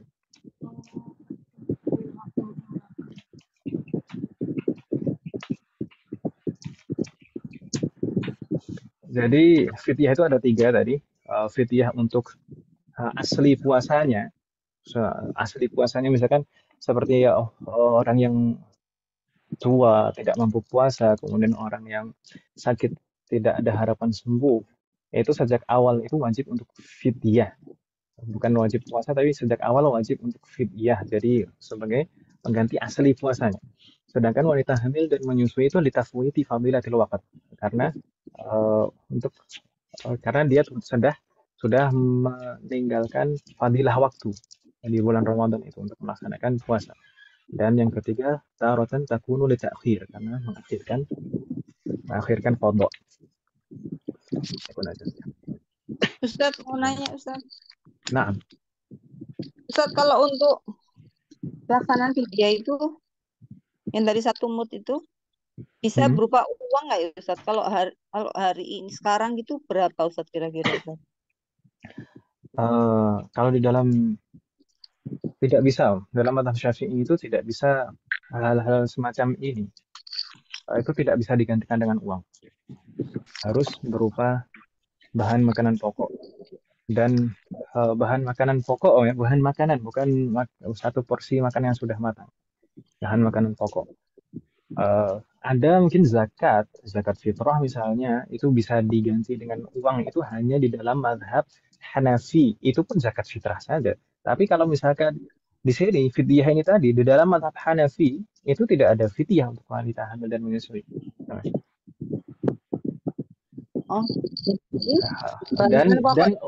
dan ukuran fidyah ukurannya apa namanya takarannya dalam mazhab Hanafi dan 3 mazhab yang lain itu berbeda. Jadi takarannya itu di dalam mazhab Hanafi itu lebih mahal karena harus jenis gandum yang mahal dan takaran beratnya itu lebih berat. Jadi kalau misalkan diuangkan itu jauh lebih mahal daripada kalau misalkan takaran dalam mazhab Syafi'i diuangkan. Jadi kalau misalkan orang zaman sekarang mau membayar zakat misalkan, membayar zakat dengan uang, zakat fitrah maksud saya bukan zakat mal. Kalau zakat mal, mal. Tapi kalau zakat fitrah kemudian pengen bayar dengan uang, kemudian tapi uangnya itu dengan takaran mazhab Syafi'i, maka tidak ada mazhab yang mengatakan itu sah. Zakat fitrah. Nah, iya Bang. Kalau itu fidyah Ustaz, berapa ukurannya Ustaz? Misalnya beras 6 gitu. 6 on atau juga ada yang mengatakan lebih hati-hati 7 on. Tapi mayoritas mengatakan 6 on. Sepertinya di MUI juga 6 on sepertinya. Di MUI. Guru kami Syekh Labib juga menjelaskan 6 on. Jadi diberikan dalam bentuk beras Ustaz. Nah, beras. Kalau misalkan di pertemuan yang lalu sempat kita singgung Ini kalau misalnya di tempat kita, di daerah kita, kita tidak menemukan banyak orang miskin yang berhak untuk menerima fidyah, maka boleh misalkan beberapa fidyah kita berikan ke satu atau dua orang miskin. Misalkan 30 Oh, hari. 30 buat hari kita berikan kepada 5 orang misalkan. Nggak harus jumlahnya 30, iya, tapi 5 orang gitu. Itu nggak masalah, boleh.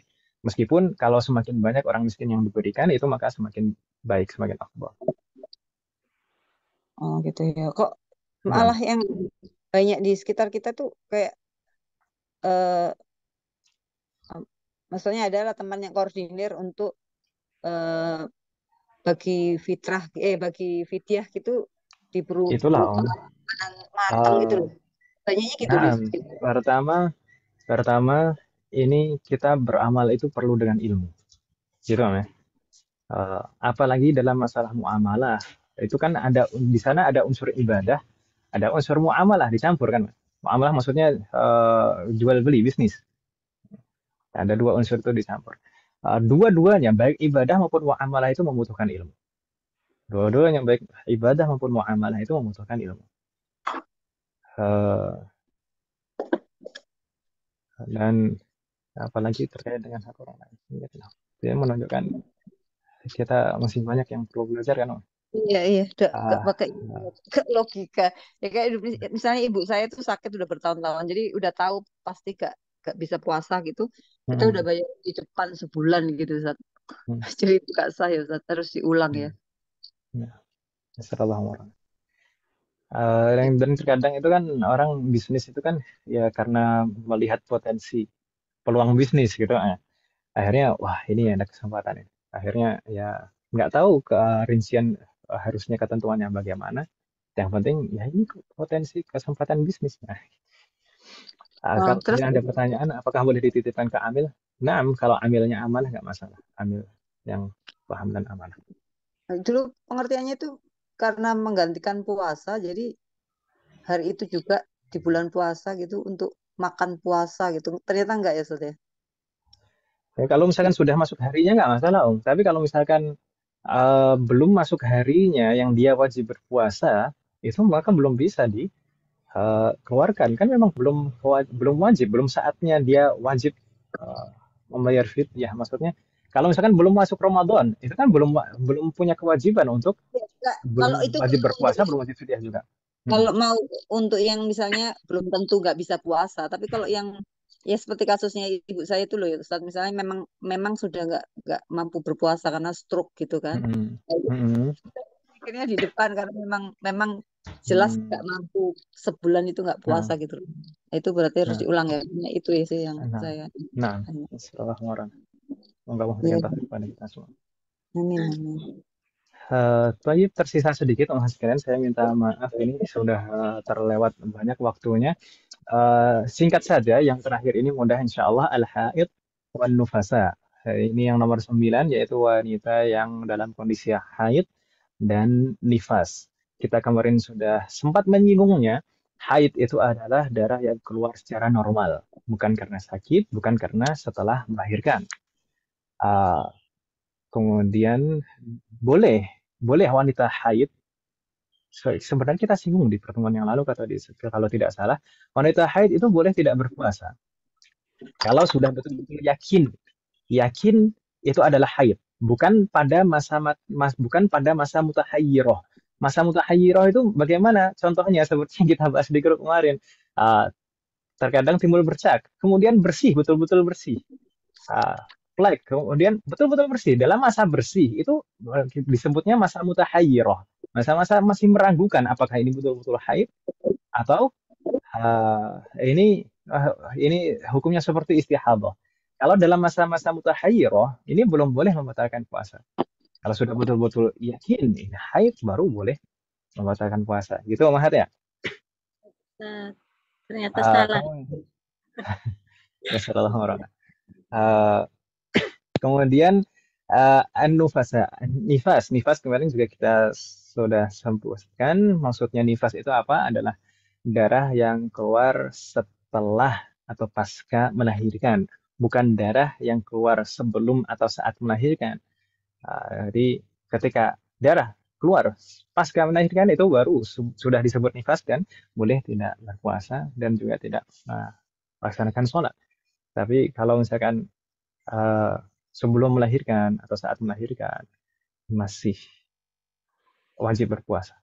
Gitu ya? Nah, Masih wajib berpuasa. yang tadi yang mutahayyirah itu berlaku di waktu sholat juga ya? Naam, mutahayyirah itu kalau betul-betul bersih ya. Kalau misalkan muncul bercak atau flek, kemudian betul-betul bersih, maka saat bersih itu tetap wajib melaksanakan kewajiban seperti puasa maupun sholat.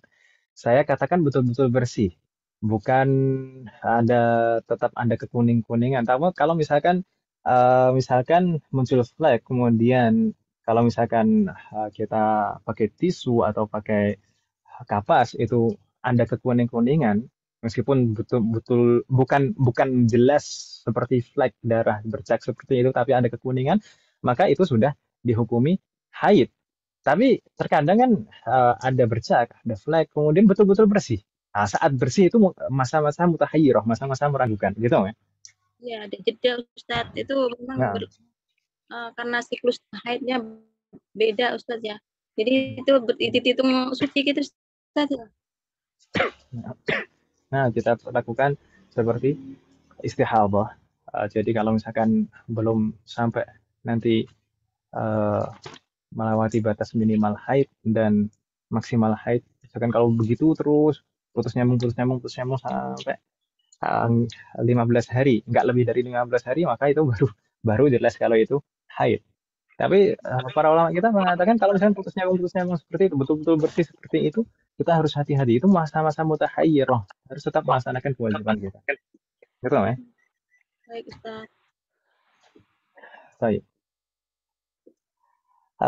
Terakhir Ummahat sekalian, al-mujami' ini sudah kita bahas sebelumnya. Dan insya Allah sudah cukup di pembahasan sebelumnya kita sudah bahas panjang lebar tentang orang yang batal puasanya karena bersenggama, berhubungan badan di siang Ramadan. Di sana ada konsekuensinya, ada 6 konsekuensi. Dan yang terakhir kemarin kita bahas juga kafaroh mughalladhahnya. Insya Allah itu sudah jelas. Itu Ummahat ya? Assalamualaikum. Saat akan melahirkan itu kan disuruh makan supaya kuat melahirkan. Apakah boleh puasa di qada atau fidyah dan qada ya Ustaz? Saat akan melahirkan. Baik. Ini seperti tadi. Kalau misalkan membatalkan puasa karena masyaqqah, itu maka itu udzur. Masyaqqah yang maksudnya yang masyaqqah yang nggak tertahankan ya. Kepayahan yang nanti membuat tidak sanggup untuk menahan lapar dan haus. Maka itu adalah masyaqqah yang kita bahas di sakit dan hamil dan menyusui tadi. Kalau takut akan dirinya sendiri, akan keselamatan dirinya sendiri, maka seperti itu wajib mengqadha saja. Kalau misalkan membatalkan puasa maka wajib mengqadha saja. Jadi yang wajib membayar qadha dan fidyah itu kalau khawatir akan keselamatan bayinya, janinnya atau bayi yang disusuinya, gitu ya?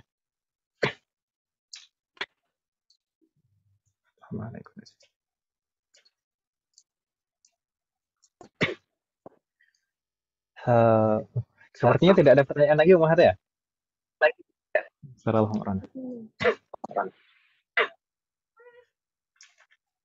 Yang mengenai fidyah itu kan diberikan dari hasil si ibu sendiri Ustadz ya. Sementara ibu itu kan kalau sudah menikah kan tanggungan suami gitu Ustadz. Agak gimana ya? Sebenarnya mungkin di kita kebiasaan di kita itu agak berbeda. Sebenarnya wanita itu antara harta suami dan harta istri itu harusnya terpisah, harusnya demikian. Makanya di para ulama kita mengatakan seperti itu karena seharusnya hakikatnya harta suami dan harta istri itu terpisah. Tapi kebiasaan di kita itu jadi satu, gitu ya. Jadi satu. Makanya kalau di pengadilan agama di kita itu biasanya orang yang mengurus apalah masalah pernikahan itu nanti akan ada rincian-rincian apakah ada harta-harta yang musytarak, harta-harta yang dimiliki bersama. Nah, tapi kalau seperti itu maka sesuai dengan kondisinya. Kalau memang eh, misalnya punya harta sendiri, maka dari hartanya sendiri. Kalau misalkan dari harta yang dimiliki secara bersama, maka dikeluarkan dari harta yang dimiliki bersama itu. Kalau misalkan misalkan istri nggak punya, yang megang uang itu semuanya suaminya, kan? Ya nanti eh, suaminya memberikan kepada istrinya itu dalam bentuk harta, dan nanti istrinya yang mengeluarkan fidyah, gitu Om ya. Baik, Ustaz. Kemudian ada pertanyaan di chat, jika jima terus baru mandi junub ketika lewat fajar nggak masalah, insya Allah tetap sah puasanya. Karena syarat sah puasa itu bukan suci dari hadas besar. Yang penting jimanya itu tidak dilakukan terus-menerus sampai terbit fajar masih dilanjutkan, jangan Om. Itu batal nanti puasanya kalau seperti itu. Nah, tapi kalau misalkan terjadi di malam hari kemudian mandinya baru setelah fajar itu nggak masalah. Nah, paham. Jangan lupa niat puasa di malam hari Om. Baik. Hal min soal atau soal akhir. Kalau misalkan tidak ada pertanyaan, mungkin pembahasan kita hari ini kita cukupkan umat sekalian. Apa Ustaz? Naam. Kalau niat puasa qadha itu kan kita niat udah malam, tapi ketika siangnya itu ada udzur, itu boleh nggak? Maksudnya qadhanya dibatalin gitu. Begini, seperti kita singgung sebelumnya, umat sekalian, kalau puasa-puasa wajib dan semua ibadah wajib seperti sholat wajib, itu kita boleh membatalkannya kalau ada udzur. Atau kita urutkan demikian. Semua ibadah wajib itu tidak boleh dibatalkan tanpa udzur. Sengaja dibatalkan tanpa udzur itu tidak boleh. Ibadah-ibadah wajib, puasa wajib, semua puasa wajib. Kemudian sholat wajib itu juga demikian. Semua ibadah wajib itu tidak boleh dibatalkan tanpa udzur. Berarti kebalikannya, kalau ada udzur boleh. Kalau ada udzur boleh, seperti udzur-udzur yang kita pernah bahas. Berbeda halnya dengan ibadah-ibadah sunnah. Ibadah sunnah itu boleh kita batalkan. Maksudnya boleh itu berarti tidak berdosa gitu. Ya, boleh kita batalkan meskipun tidak ada udzur. Misalkan di pertengahan sholat sunnah, kita ada suatu apa gitu, bukan hal yang mendesak. Misalkan ada kurir datang, permisi paket, nah. Terus kita batalkan sholat sunnah kita itu nggak masalah, nggak berdosa. Gitu kan?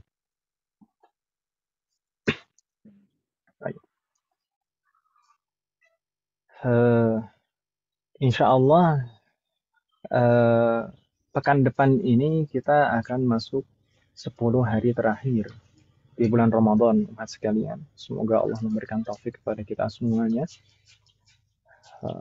untuk bisa memaksimalkan ibadah di dalamnya sehingga kita bisa mendapatkan keutamaan-keutamaan di dalamnya.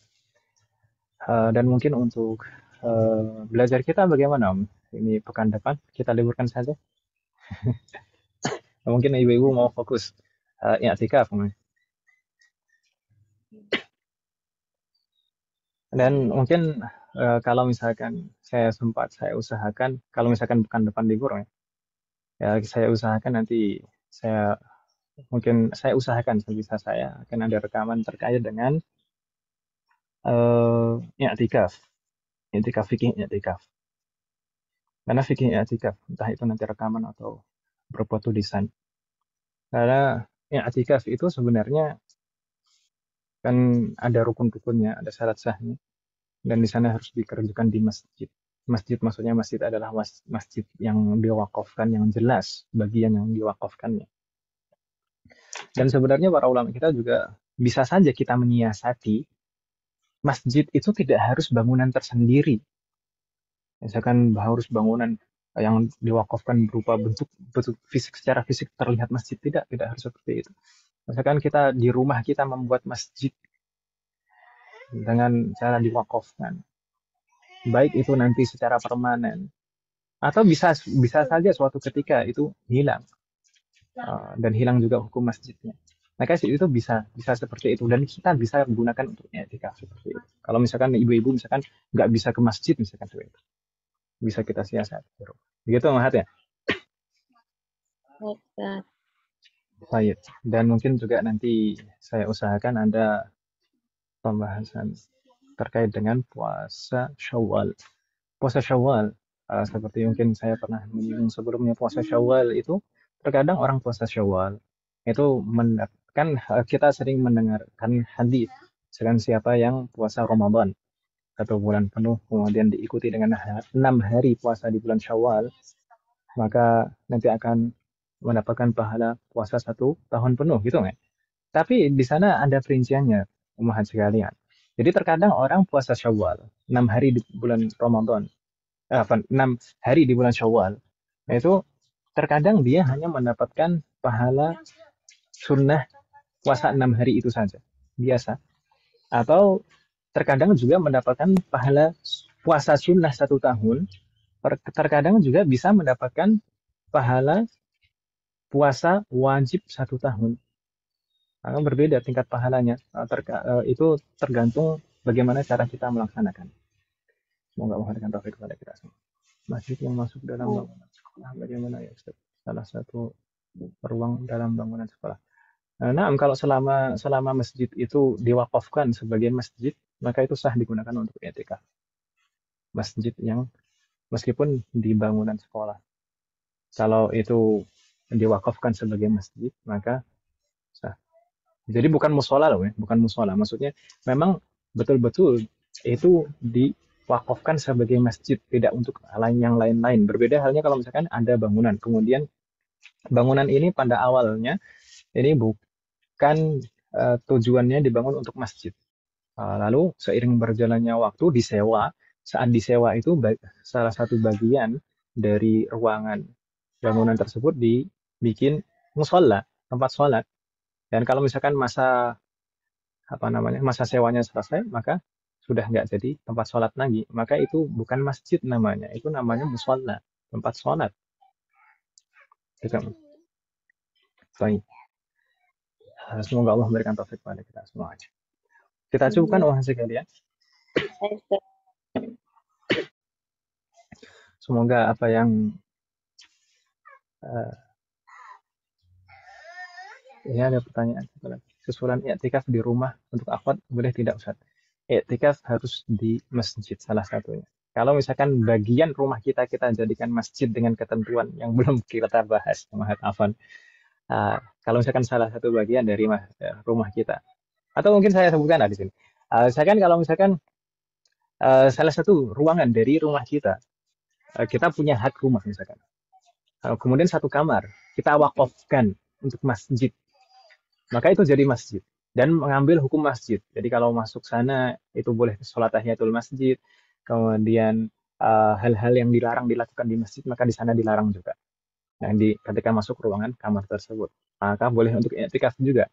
Tapi kalau seandainya misalkan orang tidak mempunyai hak tanah tersebut, hak rumah tersebut, misalkan orang nyewa di kontrakan, sebenarnya masih bisa juga untuk membuat masjid di tempat itu. Bagaimana caranya? Menggunakan karpet atau alas lah semacamnya, sajadah atau karpet atau alas. Kemudian dibuat permanen, harus dibuat permanen, nggak bisa nggak dibuat permanen, syaratnya harus dibuat permanen. Dibuat permanen seperti apa misalnya? Dipaku ujung-ujungnya atau dilakban. Dilakban. Setelah nempel betul-betul di permukaan seperti itu, kita niatkan, kita wakafkan alas ini sebagai masjid. Maka itu mengambil hukum masjid. Meskipun nanti suatu ketika itu bisa dicopot, maka tidak masalah. Tidak jadi masjid lagi. Seperti itu, Om.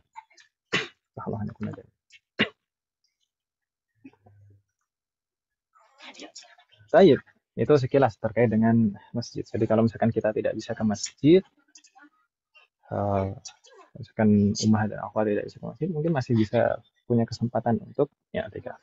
Gitu Mas ya. Dan ini mungkin sangat penting, seharusnya Imahat tahu ini waktu corona kemarin. Jadi waktu corona itu nggak harus keluar rumah untuk i'tikaf.